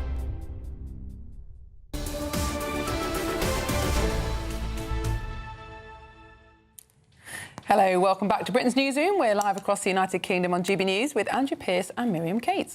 Well, this morning Andy Burnham announced he will cut VAT on electricity bills using the cash, he said, from Sir Keir Starmer's scrapped digital ID scheme. But we there's believe no money for that scheme was not funded in the first place, but at least it's not a double unfunded spending commitment. So that's 850 million quid he's got to find. Indeed. Well, later today, the Prime Minister will host his first cabinet meeting, and joining us to discuss that is GB News' political editor, Christopher Hope, joins us now. Chris, I don't have any excuse for getting my words muddled up, but you did a very long shift yesterday. Have you recovered? Yes. Just about, yeah. I'm on the coffee. It's starting to work. It's magic on me. Yes, an extraordinary night last night. I've never known, perhaps I have been that long, but it was 5 or 6 or 7 hour long cabinet reshuffle. When I left here, we didn't have West Streeting in at Defence. By then, of course, the Prime Minister had phoned the NATO Secretary General without a Defence Secretary to be on the call with him. It did feel chaotic. I think that maybe because often these reshuffles are, if people refuse to go to one place, that can make it awkward for the Prime Minister. And on the second day of this government, it's already getting quite wobbly. The first major spending plan, this cost of living measure to cut money off VAT of fuel bills, costing £850 million in this financial year, say £45 off average bills, that can't be funded in a way Andy Burnham said it would be funded. We were told to be funded from savings on the ID card scheme brought in by Darren Jones, of course, and his boss Keir Starmer. Well, Darren Jones himself says that, in fact, by axing that scheme, that wasn't funded anyway. So there's no money saved to pay for this fuel bill. So it is chaotic. It feels quite like a farce on day one of this government. That is a problem. A further problem is that MPs don't sit in the House of Commons for 42 more days. So these questions can't be asked in the House of Commons. We as journalists get one lobby briefing a week with the official spokesman to Andy Burnham. That's today. After that, no more access. So I think this issue of being unable to grill the new government about its plans will become more and more problematic as the days go on. And made worse than that, some of these people, ministers, put on the morning round to speak to all the viewers of all the TV channels, radio channels. They don't want to come on GB News. We thought we got past this issue under Keir Starmer's government, but unbelievably, Jonathan Reynolds, the former chief whip, now the business secretary, won't come on GB News. And that is an extreme disappointment, I think, for us and our viewers. And with me now is Will Godley, my colleague at GB News. Will, you've been here all morning. Thank you for your service and your work for GB News. You're going to go out this afternoon and try and meet ministers and ask them why they won't come on our channel. Yeah, that's right. Jonathan Reynolds, of course, on Sky, BBC, ITV and LBC today, not choosing to come on GB News. So if they won't come to us, we'll go to them and try and speak to them out and about in Whitehall today. Of course, many of them will be in the vicinity as they make their way into Cabinet here. So I'll be there trying to grab a word with them, see if they will come on GB News and ask them their thoughts on this new government and whether infighting has already begun. It's really important on day one of a new government that we do get a commitment from ministers to talk to our viewers. We are the #1 news channel. We always beat our rivals for viewers. Why won't they come on? What's their problem with GB News? Well, that's a question only they will know. And of course, some ministers do come on. But with a new government just beginning, we'll have to wait and see whether this is a sustained thing or just something for today. But that's a question I'll be certainly putting to ministers as I see them out and about. OK, Will Godley, thank you there. Will Godley will be sent out to scurry around Whitehall to ask a question of these ministers. OK, today is a shame. Let's hope it's not the start of a pattern from this government. They must engage with GB News viewers. We are the People's Channel, of course. And Chris, just before we let you go, how did they get this wrong about the digital ID scheme? Surely somebody must have realised the £850 million that is required for the VAT cut had not been allocated for the digital ID scheme. Darren Jones, who's been fired, taking great delight in twisting the knife the day after by revealing it hadn't been funded at all. Well, without having Parliament or MPs to ask questions of the ministers involved, we don't know. There's a briefing of lobby journalists at 2:30. We'll find out then. Frankly, Andrew and Miriam, it looks sloppy.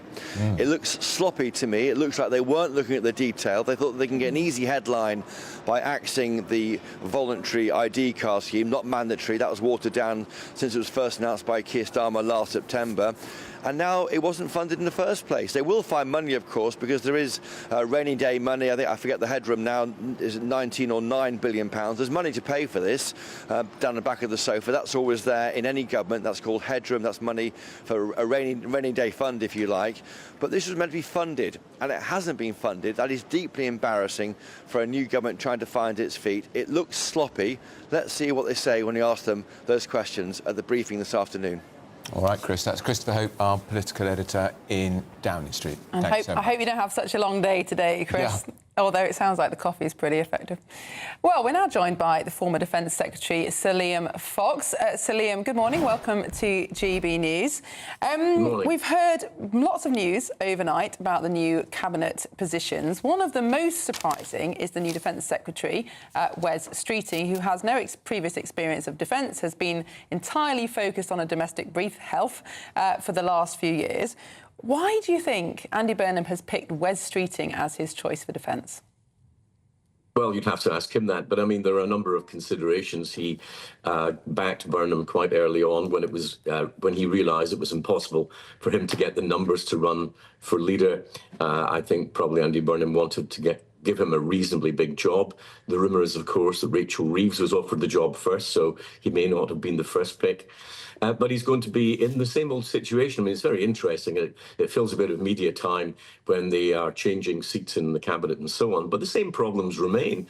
And the very problem that John Healey resigned over, the fact that the government had a defence review and then refused to fund what they said was necessary, that problem is still there. I mean, it's quite politically astute for Andy Burnham to put John Healey into that job, because he's now got to find the money that he said was necessary for the country's defence, but the Treasury wouldn't give to defence. So there's going to be quite an interesting political dynamic in all of that.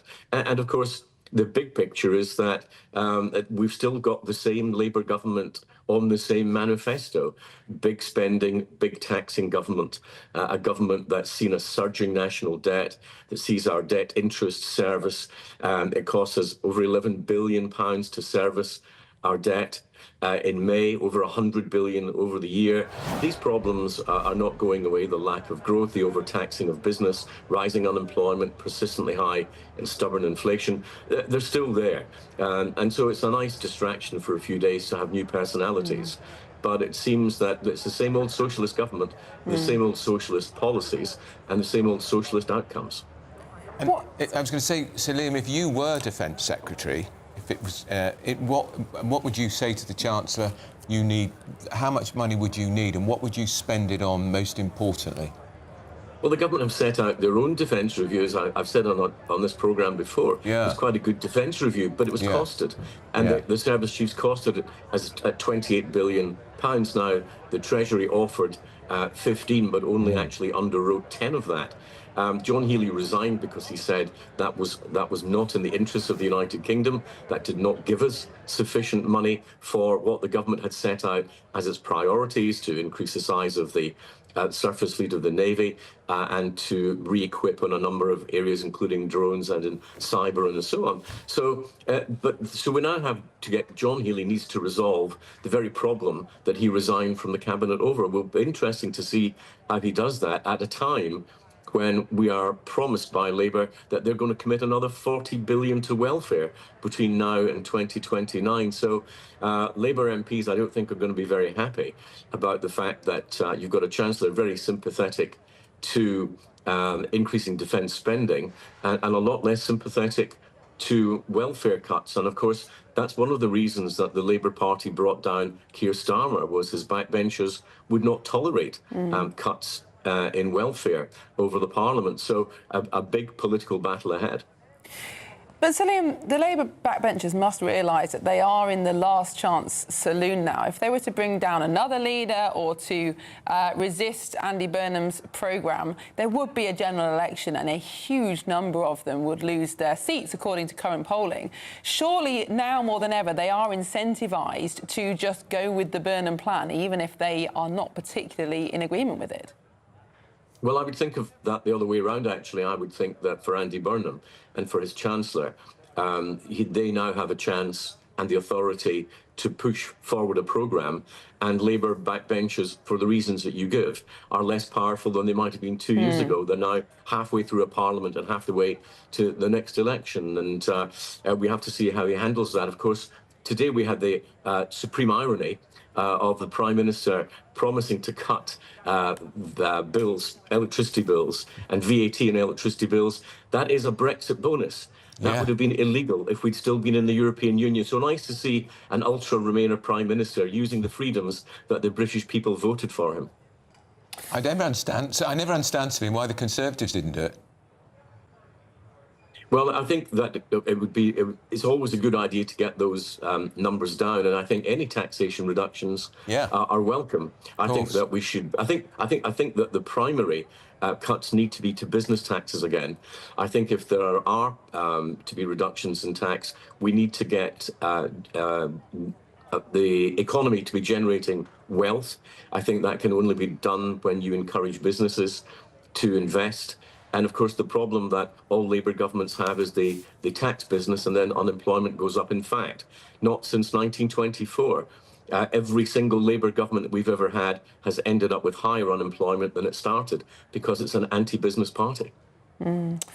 So, Liam Fox, thank you so much for joining us this morning. It's a very interesting fact, isn't it? Yeah. Every single Labour government since 21. That's the Ramsay-MacDonald government. Well, Andy Burnham has started with a Great British giveaway. He has. And we're also offering a Great British giveaway. We'll give you more than 85 pence a week.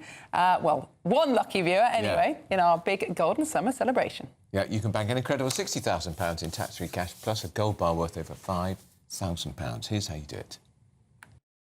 What would you do with £60,000 cash? What would you do with a real gold bar? Well, both have to be won in our Golden Summer celebration. First, there's £60,000 in tax-free cash to bolster your bank account this year. You could spend it on treats, splash out on the family, or just save it for a rainy day. It's entirely up to you. Plus, we'll also give you a fine gold bar worth over £5,000. That's genuine gold that you could gift to a loved one or just lock up in your own personal vault. The gold and the cash really could be yours. For a chance to win £60,000 in tax-free cash and a real gold bar, text GOLD to 63225. One entry costs £2.50 plus one standard network rate message, or text BONUS to 63225. 5 entries cost £5 plus one standard network rate message. Go to gbnews.com/win. Entry start at £2.50. Call 0903 686 3232. Calls cost £2.50 plus your network access charge, or post your name and number to GB22 PO Box 8690 Derby DE1 9TT. UK only. Entrants must be 18 or over. Lines close at 4 p.m. on the 21st of August. This is a network giveaway. Entries will be pulled. Please check the closing time if listening or watching on demand. Good luck.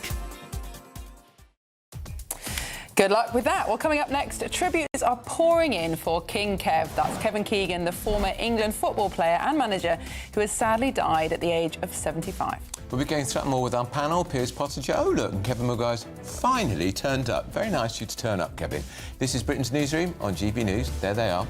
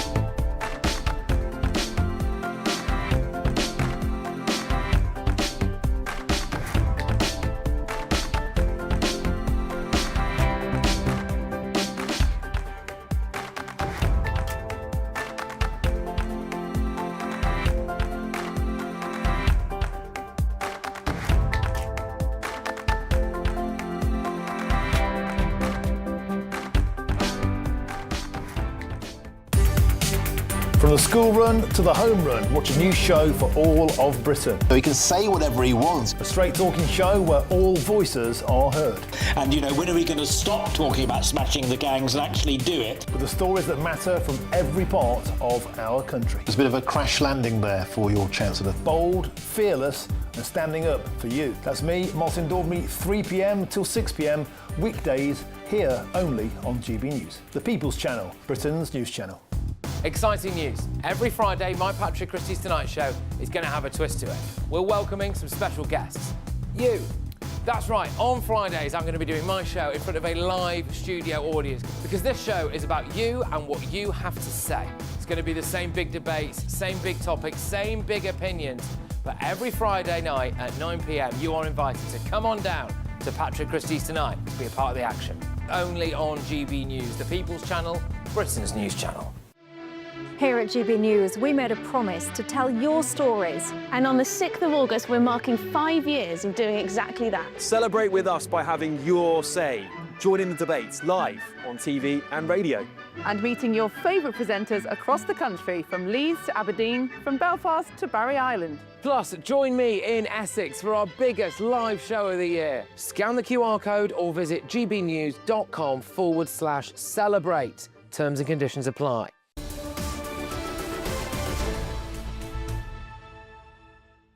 11:25, you're watching and listening to Britain's Newsroom. We're live across the United Kingdom with Andrew Pearce, Miriam Cates and... Well, he's finally turned up. Kevin Maguire, he's blaming the traffic. Well, I blame your mate Lord Khan, Sadiq Khan, because he's turned London into a car park. You missed us, that's all I really wanted. Is this Andy Burnham's new relaxed government? You just turn up when you like? Yeah, you know... No tie, no lectern. I need bigger eyelashes, though. Well, we can fix that. We've got a makeup studio. It just meant Piers Pottinger dominated the conversation even more than normal. It was wonderful. Because he was on his own. So he was 200% wrong. He got both our times. What's the logic behind Ed Miliband going to Foreign Office? What does he know about that? Everybody thought that was going to be his brother's job. Yeah, he was coming back. I never bought that. Right. I never bought his brother coming back. But I think it's probably two reasons. One is you get him out of the old job and out of the country. They're the kind of negatives, if you like. And the second is he's got some experience of it from when he was the Environment Secretary at COP. In Copenhagen, 2009. What, those pointless You'll be good on Euro international summits. aid, making new relations. But the most disgraceful thing was when Miliband made his famous speech in 2013 about Syria and stopped David Cameron joining military action against Syria. That was a good thing. That was a disastrous thing. It resulted in thousands of people being gassed by Assad. Iraq and Afghanistan were terrible wars for Britain to get sucked in, and we lost a lot of people. Libya in 2011 with David Cameron turned out to be a disaster and ended up with lots of boats coming over the Med. Absolutely the wrong decision. And Libya is now a basket case of a country. It's basically splitting off with warring factions. Well, the interesting thing is whether... now Burnham makes David Miliband the US ambassador, because David Miliband has been making no secret about wanting to come back to British politics. He is slightly more balanced than his brother, in my opinion, only slightly.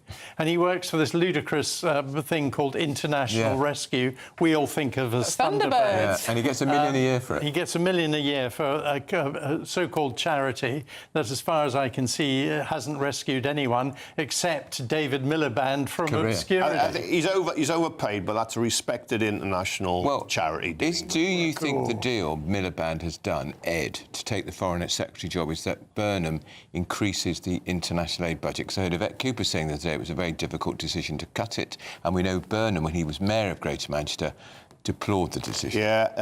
No, look, I think it should never have been cut, but I don't think it was cut enough. The trouble is he'll drive forward the sale to the Chagos sale.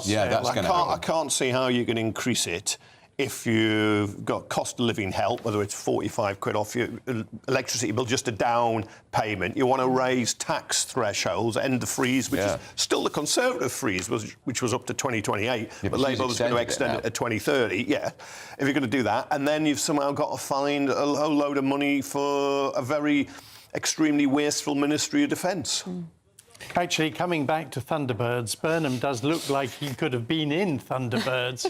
The way he moves and talks and looks with the big eyelashes, almost like a puppet. Do you think? And his speech yesterday was really childish. I thought I was watching children's television. It was so full of ridiculous cliches, empty promises.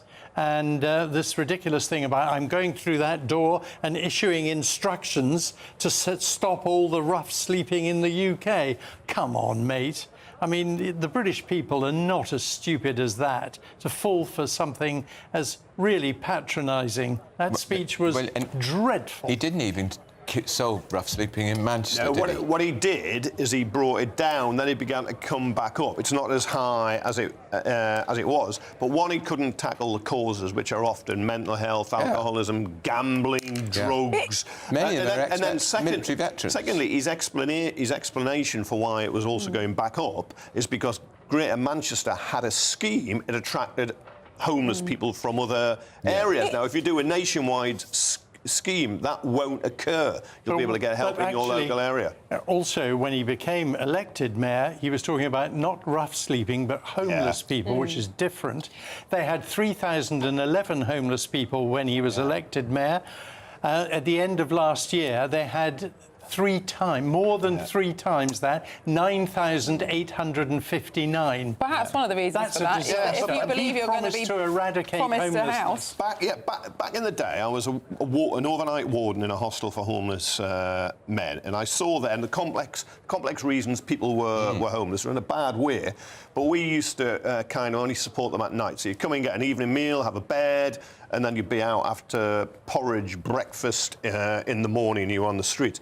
There was no attempt then to tackle the causes. If it was mental health, literacy, gambling, sometimes it was divorce, drugs, whatever it was. You need a proper drive to help these people. If you help them, they'll have much better lives, and we will have better lives because they won't then get caught up in crime, antisocial behaviour. It's not just like giving a roof over their head. It's a lot much more complicated. And if you give them a flat, if you can get a flat, a single person's flat, you've got to teach them how to manage the door. Well, otherwise you get a lot of other homeless people coming around or drugs dealers. There's going to be a lot of room in Buckingham Palace soon. They could use that. I've actually long thought Buckingham Palace should be used better. Yeah, it should be used better for rent out some of them expensively. Have social housing with others.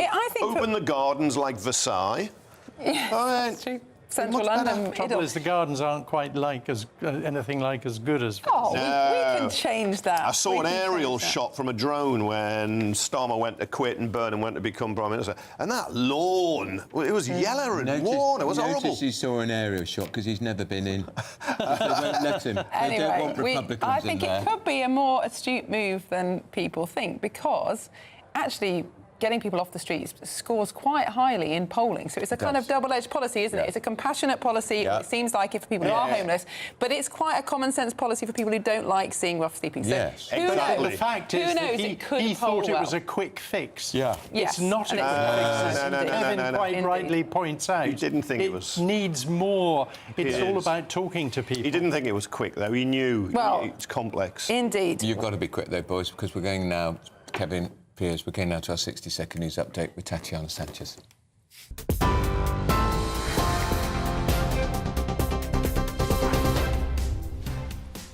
Thank you and good morning. The top stories. Prime Minister Andy Burnham has announced a fresh tax cut to remove VAT from domestic electricity bills from the 1st of October. The rate of VAT applied to household electricity will be cut from 5% to 0%. Mr Burnham vowed to provide breathing space for households struggling with the cost of living. The rate of UK unemployment remained unchanged at 4.9% in the 3 months to May, the Office for National Statistics has today revealed. A 28-year-old man has arrived in court charged with the murder of Anne Widdecombe. Joshua Kerry from Rotherham is appearing at Westminster Magistrates Court. Ms Widdecombe was killed in her home in Hayter Vale in Devon just after midnight on the 9th of July. And the US military says it launched another round of strikes against Iran to further degrade its capabilities to attack ships in the Strait of Hormuz. It's the 10th consecutive night of attacks and comes after President Trump vowed to punish Iran for the deaths of US soldiers. Those are the latest GB News headlines for now. More from me at midday.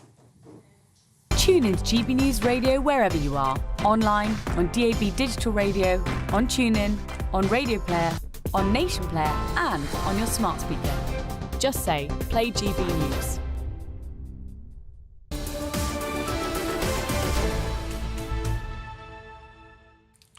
Well, coming up at noon, Good Afternoon Britain with Emily, who's here in the studio, and Tom, who we believe is in Downing Street. Is that right? Yes, Emily? we've sent him to Downing Street because, of course, this first cabinet. Yeah, big moment. So we need to find out how they're feeling about it, these new ministers. Yeah. Although, are they new ministers? Yeah. Most of them have just been reshuffled about. Yeah. Some of them have had a fair few scandals behind them, but I guess they're hoping for a fresh start. There are a few concerns today. Not least over this VAT cut to energy bills, which isn't funded. Which isn't funded because digital ID was never funded, which begs the question, why wasn't it funded when they were trying to push it so much? Yeah. Also, Miata Fanbula. Now, a lot of people won't really know about her, but she worked for a very left-wing think tank. She did. She'd been Ed Miliband's protege for a long time. She's certainly not going to be wanting to drill in the North Sea, is she? So what does that appointment of yet another net zero fanatic to that job mean for the direction of Andy Burnham's government? And she's only been an MP 5 minutes too. She's I've written about her in the Mail.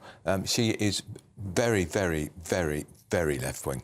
Yeah, I mean, I remember, and this is going back, I think, to the pandemic times, I used to do little weekly debates on another radio station with her, where I guess she was getting her practice in for going into politics. I remember she would be very left-wing indeed. We had a back and forth constantly, a little bit of fisticuffs. Come back on your show and debate you again. Maybe she will. I'll have to get her back on for some of those age-old debates. I think it was always about COVID restrictions and things like that. And how much money we should be giving to all of this sort of stuff. But yes, also it does look like the White House aren't going to be too impressed with Ed Miliband. That's the latest from Steve Bannon, saying that there's already warnings going around that this guy doesn't like Donald Trump for starters, but also with the North Sea oil and gas and everything else. So is it all sort of, coming apart at the seams already? Well, and we've got a few weeks to wait until Parliament's back, so there's going to be a lot of speculation in the meantime. Well, I think this is an outrage. 6 weeks. You've been a politician.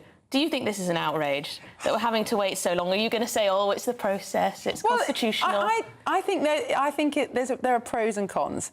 He's become Prime Minister far more quickly than he wanted to. He wanted some time to get his feet under the table, to catch up, to frankly read about what's going on in all the different departments, which I think is fair enough. He's not been in Parliament for a long time. So I think, for the sake of the country, it's much better that he has some time to do some research, to speak to the right people before having to present stuff to Parliament. You don't want bills rushed through Parliament. That is a disaster. So I think, I think that's probably the best for the country, but it also does involve avoiding the scrutiny of Parliament as well. So. Yes, and also Wes Streeting as Defence Secretary. Where on earth did that come from? Because the Chancellor turned it down, we understand. Yeah, and Lord Dannett, the former head of the Army, said he doesn't. He knows the square root of nothing about defence. This was 2 days ago before he got the appointment. So I wonder what the Armed Forces chiefs will be thinking now. I don't think they'll be very happy, that's for sure. No, I can imagine not. Neither will Dan Jarvis. Well, that's coming up at midday with Tom and Emily. But up next, Andy Burnham will soon be hosting his first cabinet meeting. I wonder if any of them will give GB News some of their time as they arrive in number 10. I think we need Keith or Chris to be shouting at them. Well, and I think we need to get to Johnny Reynolds and ask why he thinks we're not good enough. Absolutely. Maybe Will Godley can ambush him on the way in. That's all coming up.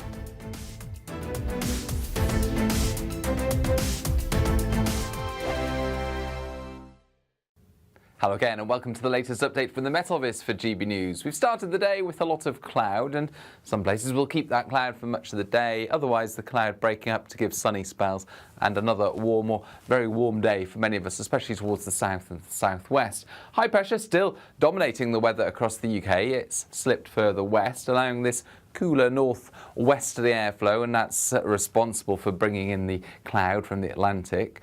But the cloud does tend to break and lift with sunny spells developing. Having said that, there is some wildfire smoke in the air, so that will turn the sunshine hazy from time to time and drop temperatures by a degree compared with how they'd be without the wildfire smoke. I think highs of 27, 28 Celsius across parts of East Wales into the southwest. Further north, it's going to feel cooler across Scotland.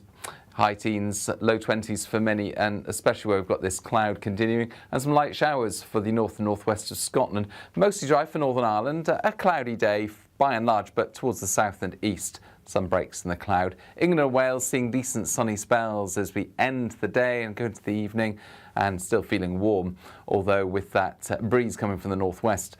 Lower humidities compared with a lot of the weather so far this July. So a fresh feel overnight, and in some spots, shelter from the breeze, and with clear skies, temperatures will dip into the single figures, but fairly widely we'll see temperatures remaining in the double figures, if not the teens, in main urban areas. Now we start the day on Wednesday, similar to Tuesday, with a lot of cloud across Scotland, Northern Ireland into Northern England. Some showery rain for the north of Scotland, otherwise it's a dry start for most of us. Now we'll see this cloud across northern areas sink further south and break through the afternoons. So yeah, it'll come and go, and it'll be a dry and bright day for many. It'll be another warm day and a little bit warmer towards the east. 5 hosts, 5 opinions, 5 fearless debates, 5 unfiltered takes on the day's news. 5 reasons not to be anywhere else on Saturday night. This is the Saturday 5. You got me. You got me good there. Britain's biggest Saturday night TV show. It's not a bad brand. Yeah. Uncensored. Very, very racy tonight on the unpredictable. What does she say? Can you translate it for us? And always entertaining. And how can a country go from being led by William Wallace Saturday nights from 6 p.m. only on GB News. The People's Channel. Britain's news channel. You're going to want to stay tuned, trust me. As soon as it hits 11 and the headlines come in, Late Edition brings you the breaking news from all the front pages. because the news is going to happen. So get a head start today. Patrick Christie's tonight, Late Edition. Alex Armstrong tonight, Late Edition. From 11 o'clock every night. Only on GB News, the People's Channel, Britain's news channel.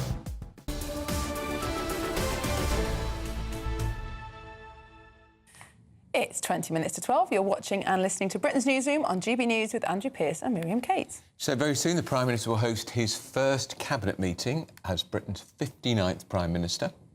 Well, this morning, in a first announcement, he said he will cut VAT on electricity bills using the cash, in inverted commas, because it doesn't seem to be real, from Sir Keir Starmer's scrapped digital ID scheme. Which we didn't want in the first place, the digital ID scheme. And we hadn't paid for anyway. We hadn't paid for it Disaster all round. GB News political editor Christopher Hope joins us now. Christopher, that Downing Street will be busy soon because the Cabinet will be arriving.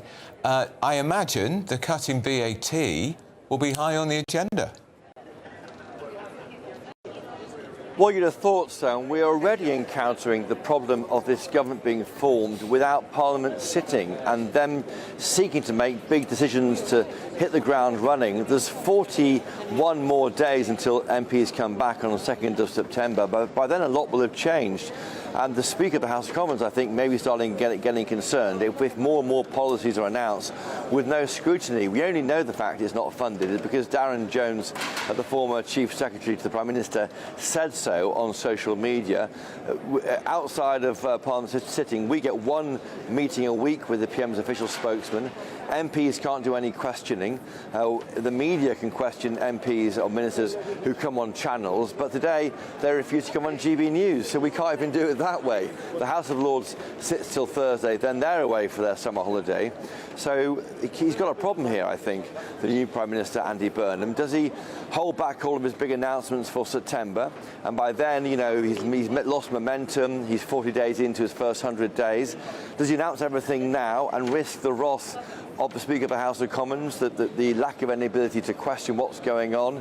He's in a bit of a bind here, I think, because of this decision not to allow Parliament to sit an extra day as the Tories were trying to push last week. But looking at the detail here, it sounds good, doesn't it? £45 off annual energy bills by getting rid of the 5% VAT charge. That's a Brexit freedom, by the way, just there. But then it's not funded. It's going to be paid for by axing this voluntary digital ID scheme. That won't happen because it wasn't funded in the first place, according to Darren Jones. So we'll be in the briefing with the PM spokesman at 2:30 saying, how are you going to pay for this? It looks farcical, frankly, Andrew, and it's day one of this new Labour government. Well, I wonder what Larry the Cat thinks of it all, Chris. We are now watching his progress across Downing Street. Obviously, some of your fellow reporters quite keen to pay him attention. But it is a reminder of how often Prime Ministers have come and gone in the last few years. Andy Burnham, the 7th Prime Minister in just a decade. In your professional opinion, do you think Andy Burnham is going to last till the next election? Will he last more than the kind of 2 years, which seems to be the standard now? I think he will last. I think 2 years is basically up to and including the period into the next general election. This is Labour going everything on red Andy Burnham. He'll be pushing out quite Labour policies, if you like, things which are suited to the Labour movement. We're seeing maybe try and nationalise Thames Water, other utility companies, and other areas too. Will definitely be a left-wing putsch here. I think the kind of centre of the party is now being sidelined. More of a soft left is in post. I think he definitely will last the pace. This party is gone all in on Andy Burnham. He will fight the next election for Labour. The question is, where will they be in the polls? They will probably see a surge. I think I'm looking at the most two recent polls. We saw the Labour and the Reform UK party neck and neck. I expect Labour to start beating Reform UK, not least because Nigel Farage is limited what he can say because of the Clacton by-election and fighting against one of the candidates there, of course. And so issues there, I think we'll see Labour surge, and that will support Andy Burnham. Fascinating. And Christopher, will there be any unexpected announcements, you think, from Cabinet today? Well, there might well be. We'll wait and see what's coming later this week. There might, but I think nothing more today. But these cost of living measures, we're told more could become maybe on free bus travel for under 18s. That's been mooted by Andy Burnham. He's looking, isn't he, at the basic rate of tax. Should that be going up? It's been frozen since 2021, frozen until 2031 for 10 years. That's putting a lot of people who should be paying income tax into paying income tax. Pensioners. Andy Burnham told us yesterday that was the single issue that was raised most on the doorsteps during the Makerfield by-election. I imagine a review might be announced into that ahead of the budget, of course, expected in the autumn. I would draw attention to you both to what he said, though, on outside Downing Street around 1 o'clock yesterday lunchtime. He said then he wants to set out a 10-year plan for government in the autumn.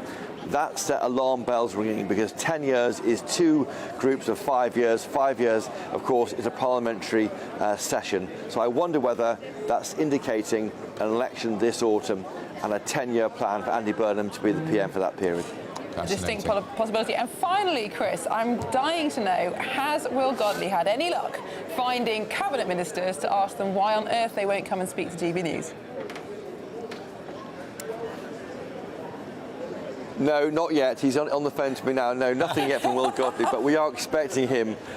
We are expecting Will Godley to be trying to talk to some cabinet ministers. What we want to ask him is a simple question. Will you come on GB News now the new government is formed? I mean, obviously people are busy, they can't always come on. But this morning, when you see the business secretary, someone who is an ally of the channel, not coming on our channel, it was, I think, well, frankly, disgraceful and offensive to people, our viewers and listeners, who want to hear more about a 45p cut off their energy bills. Instead, they can't hear that from the government. That is outrageous. Indeed. Absolutely. Christopher Hope in Downing Street. Thank you very much. Well, coming up next, new Defence Secretary, Wes Streeting, is coming in to boost Britain's military, but can he do it? Does he know anything about it? He will do soon. He doesn't. But first, if you want some holiday sun, here's the forecast, excuse me, for some of our top European destinations.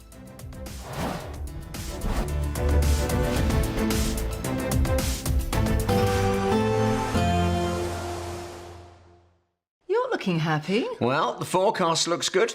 So you've sorted the travel insurance then? All Clear Travel Insurance sponsors GB News Travel Destinations Forecast.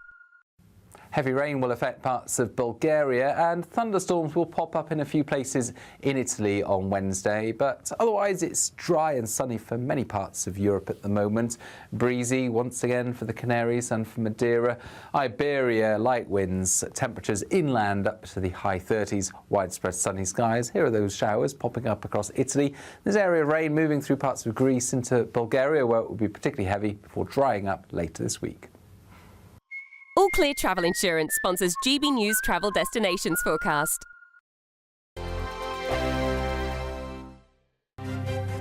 GB News Breakfast, every day from 6 a.m. What do you think about where we're going to get our future athletes and our Olympians from when we're telling our children, oh, you can't go out and partake in sports today because it's a bit hot? It's a bit hot. Yeah, I know, it's ridiculous, isn't it? I mean, you're absolutely right. And, you know, not only are we cancelling sports days in some schools, and you said, you know, have to. No, they don't have to. This is the choice that the schools are making and the heads are making. So my granddaughter's school, I've just done the school run this morning. They're not cancelling their sports day. You know, they're just being sensible. Why not move it to the morning? You know, I've just dropped her off. Now it's 17 degrees. So they're perfectly capable of running at 9 o'clock in the morning instead of 2 o'clock in the afternoon. There's lots of ways that they could think outside of the box and do this. I mean, Labour is just about to cut 22% from the sports budget as well. GB News, the People's Channel. Tubes & Co. Weekdays from 6 p.m. Industrial action in the 70s, all of that is part of the culture of that great town, and it's something that reflects a lot about the rest of us. Right, but the word culture does not... It doesn't mean opera. That's history. Yeah. That's the history of the town. How is this money spent?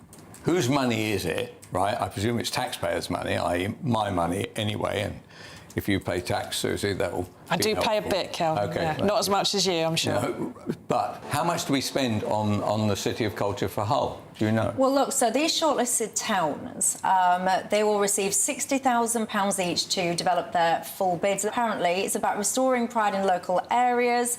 They want to deliver a decade of national renewal.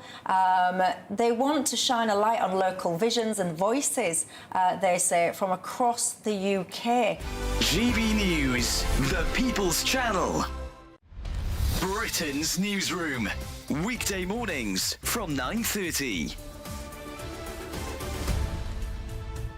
So you go along to the car showroom and only like 10%, at most maybe 15%, pay cash. The rest buy it on some form of financing. And you often buy, it's a bit like a mortgage, and it's like buying a mortgage from the estate agent, which we all know is a terribly bad idea. Yeah.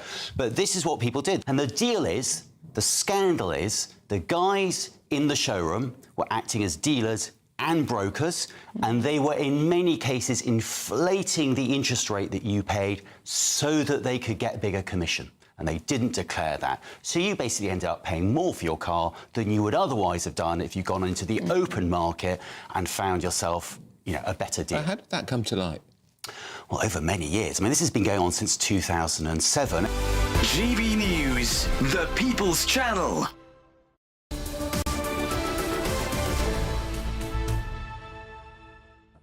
Welcome back. Well, the former Defence Secretary, John Healey, has a new job. He's been selected as Chancellor of the Exchequer. It's been a bit of a shock, but it's a move that's been praised by military chiefs because, as Defence Secretary, he resigned because the Treasury, under Rachel Reeves, was not willing to give the military enough money. And it was a very principled resignation. Yeah. But do you remember the moment from March when he was asked, when he was in charge of the numbers as Secretary of State for Defence? Listen to this. How many frigates do we have in the fleet? We have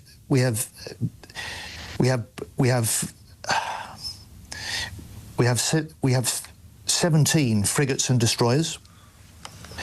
It's down from 23 at the end of the last Labour government.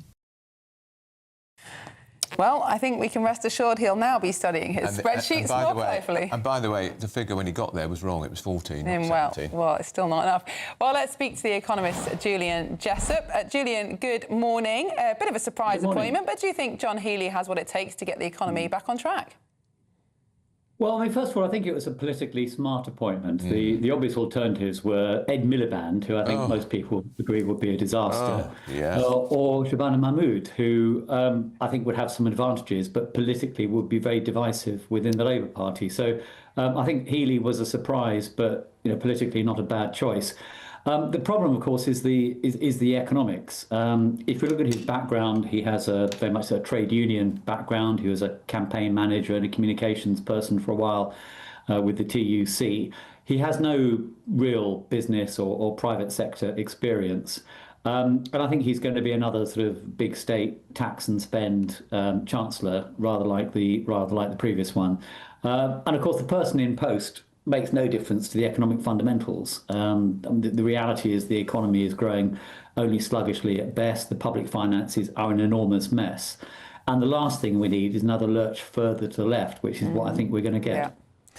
Julian Jessup, thank you so much. Sorry it was brief, but we have reached pretty much the end of the programme. Julian Jessup, economist there, his view on John Healey. I think it was an inspired appointment by Prime Minister. Very clever appointment.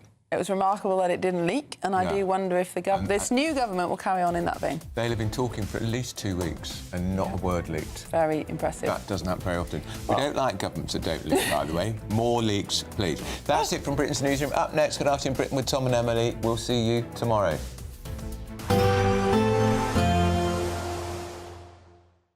Expect warm spells with the odd rude interruption. Boxed Boiler sponsors the weather on GB News.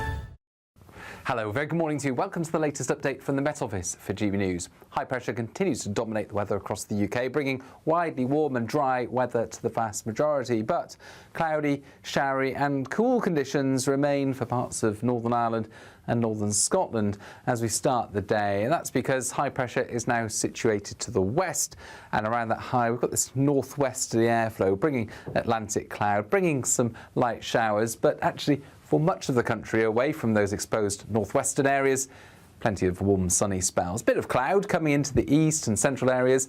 Where we've got the sunshine though, temperatures up to 26, 27 Celsius in the warmer spots, South Wales, Southwest England.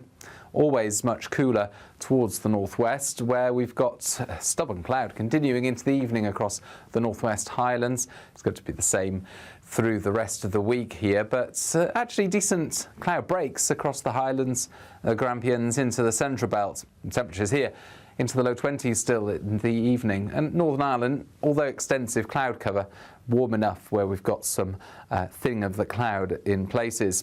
Plenty of clear spells then across England and Wales at least overnight, and we keep largely dry weather up and down the country, but always the exception, northern Scotland. It continues to be showery here with a keen breeze, and some showers just trickling into eastern parts of England at times. The clearest skies towards the south and southwest, and a warm night, but not particularly uncomfortable. We're looking at the mid-teens, and in some spots down into the single figures where we've got some shelter from the cloud and the breeze. We start Wednesday then with a lot of fine and dry weather, a bit more cloud, especially through parts of central UK, coming down that east coast and continuing to see those light showers for northern Scotland. Best of the sunshine once again, Wales and the southwest, where temperatures reaching 26 or 27 Celsius, cooler near some exposed coasts. Expect warm spells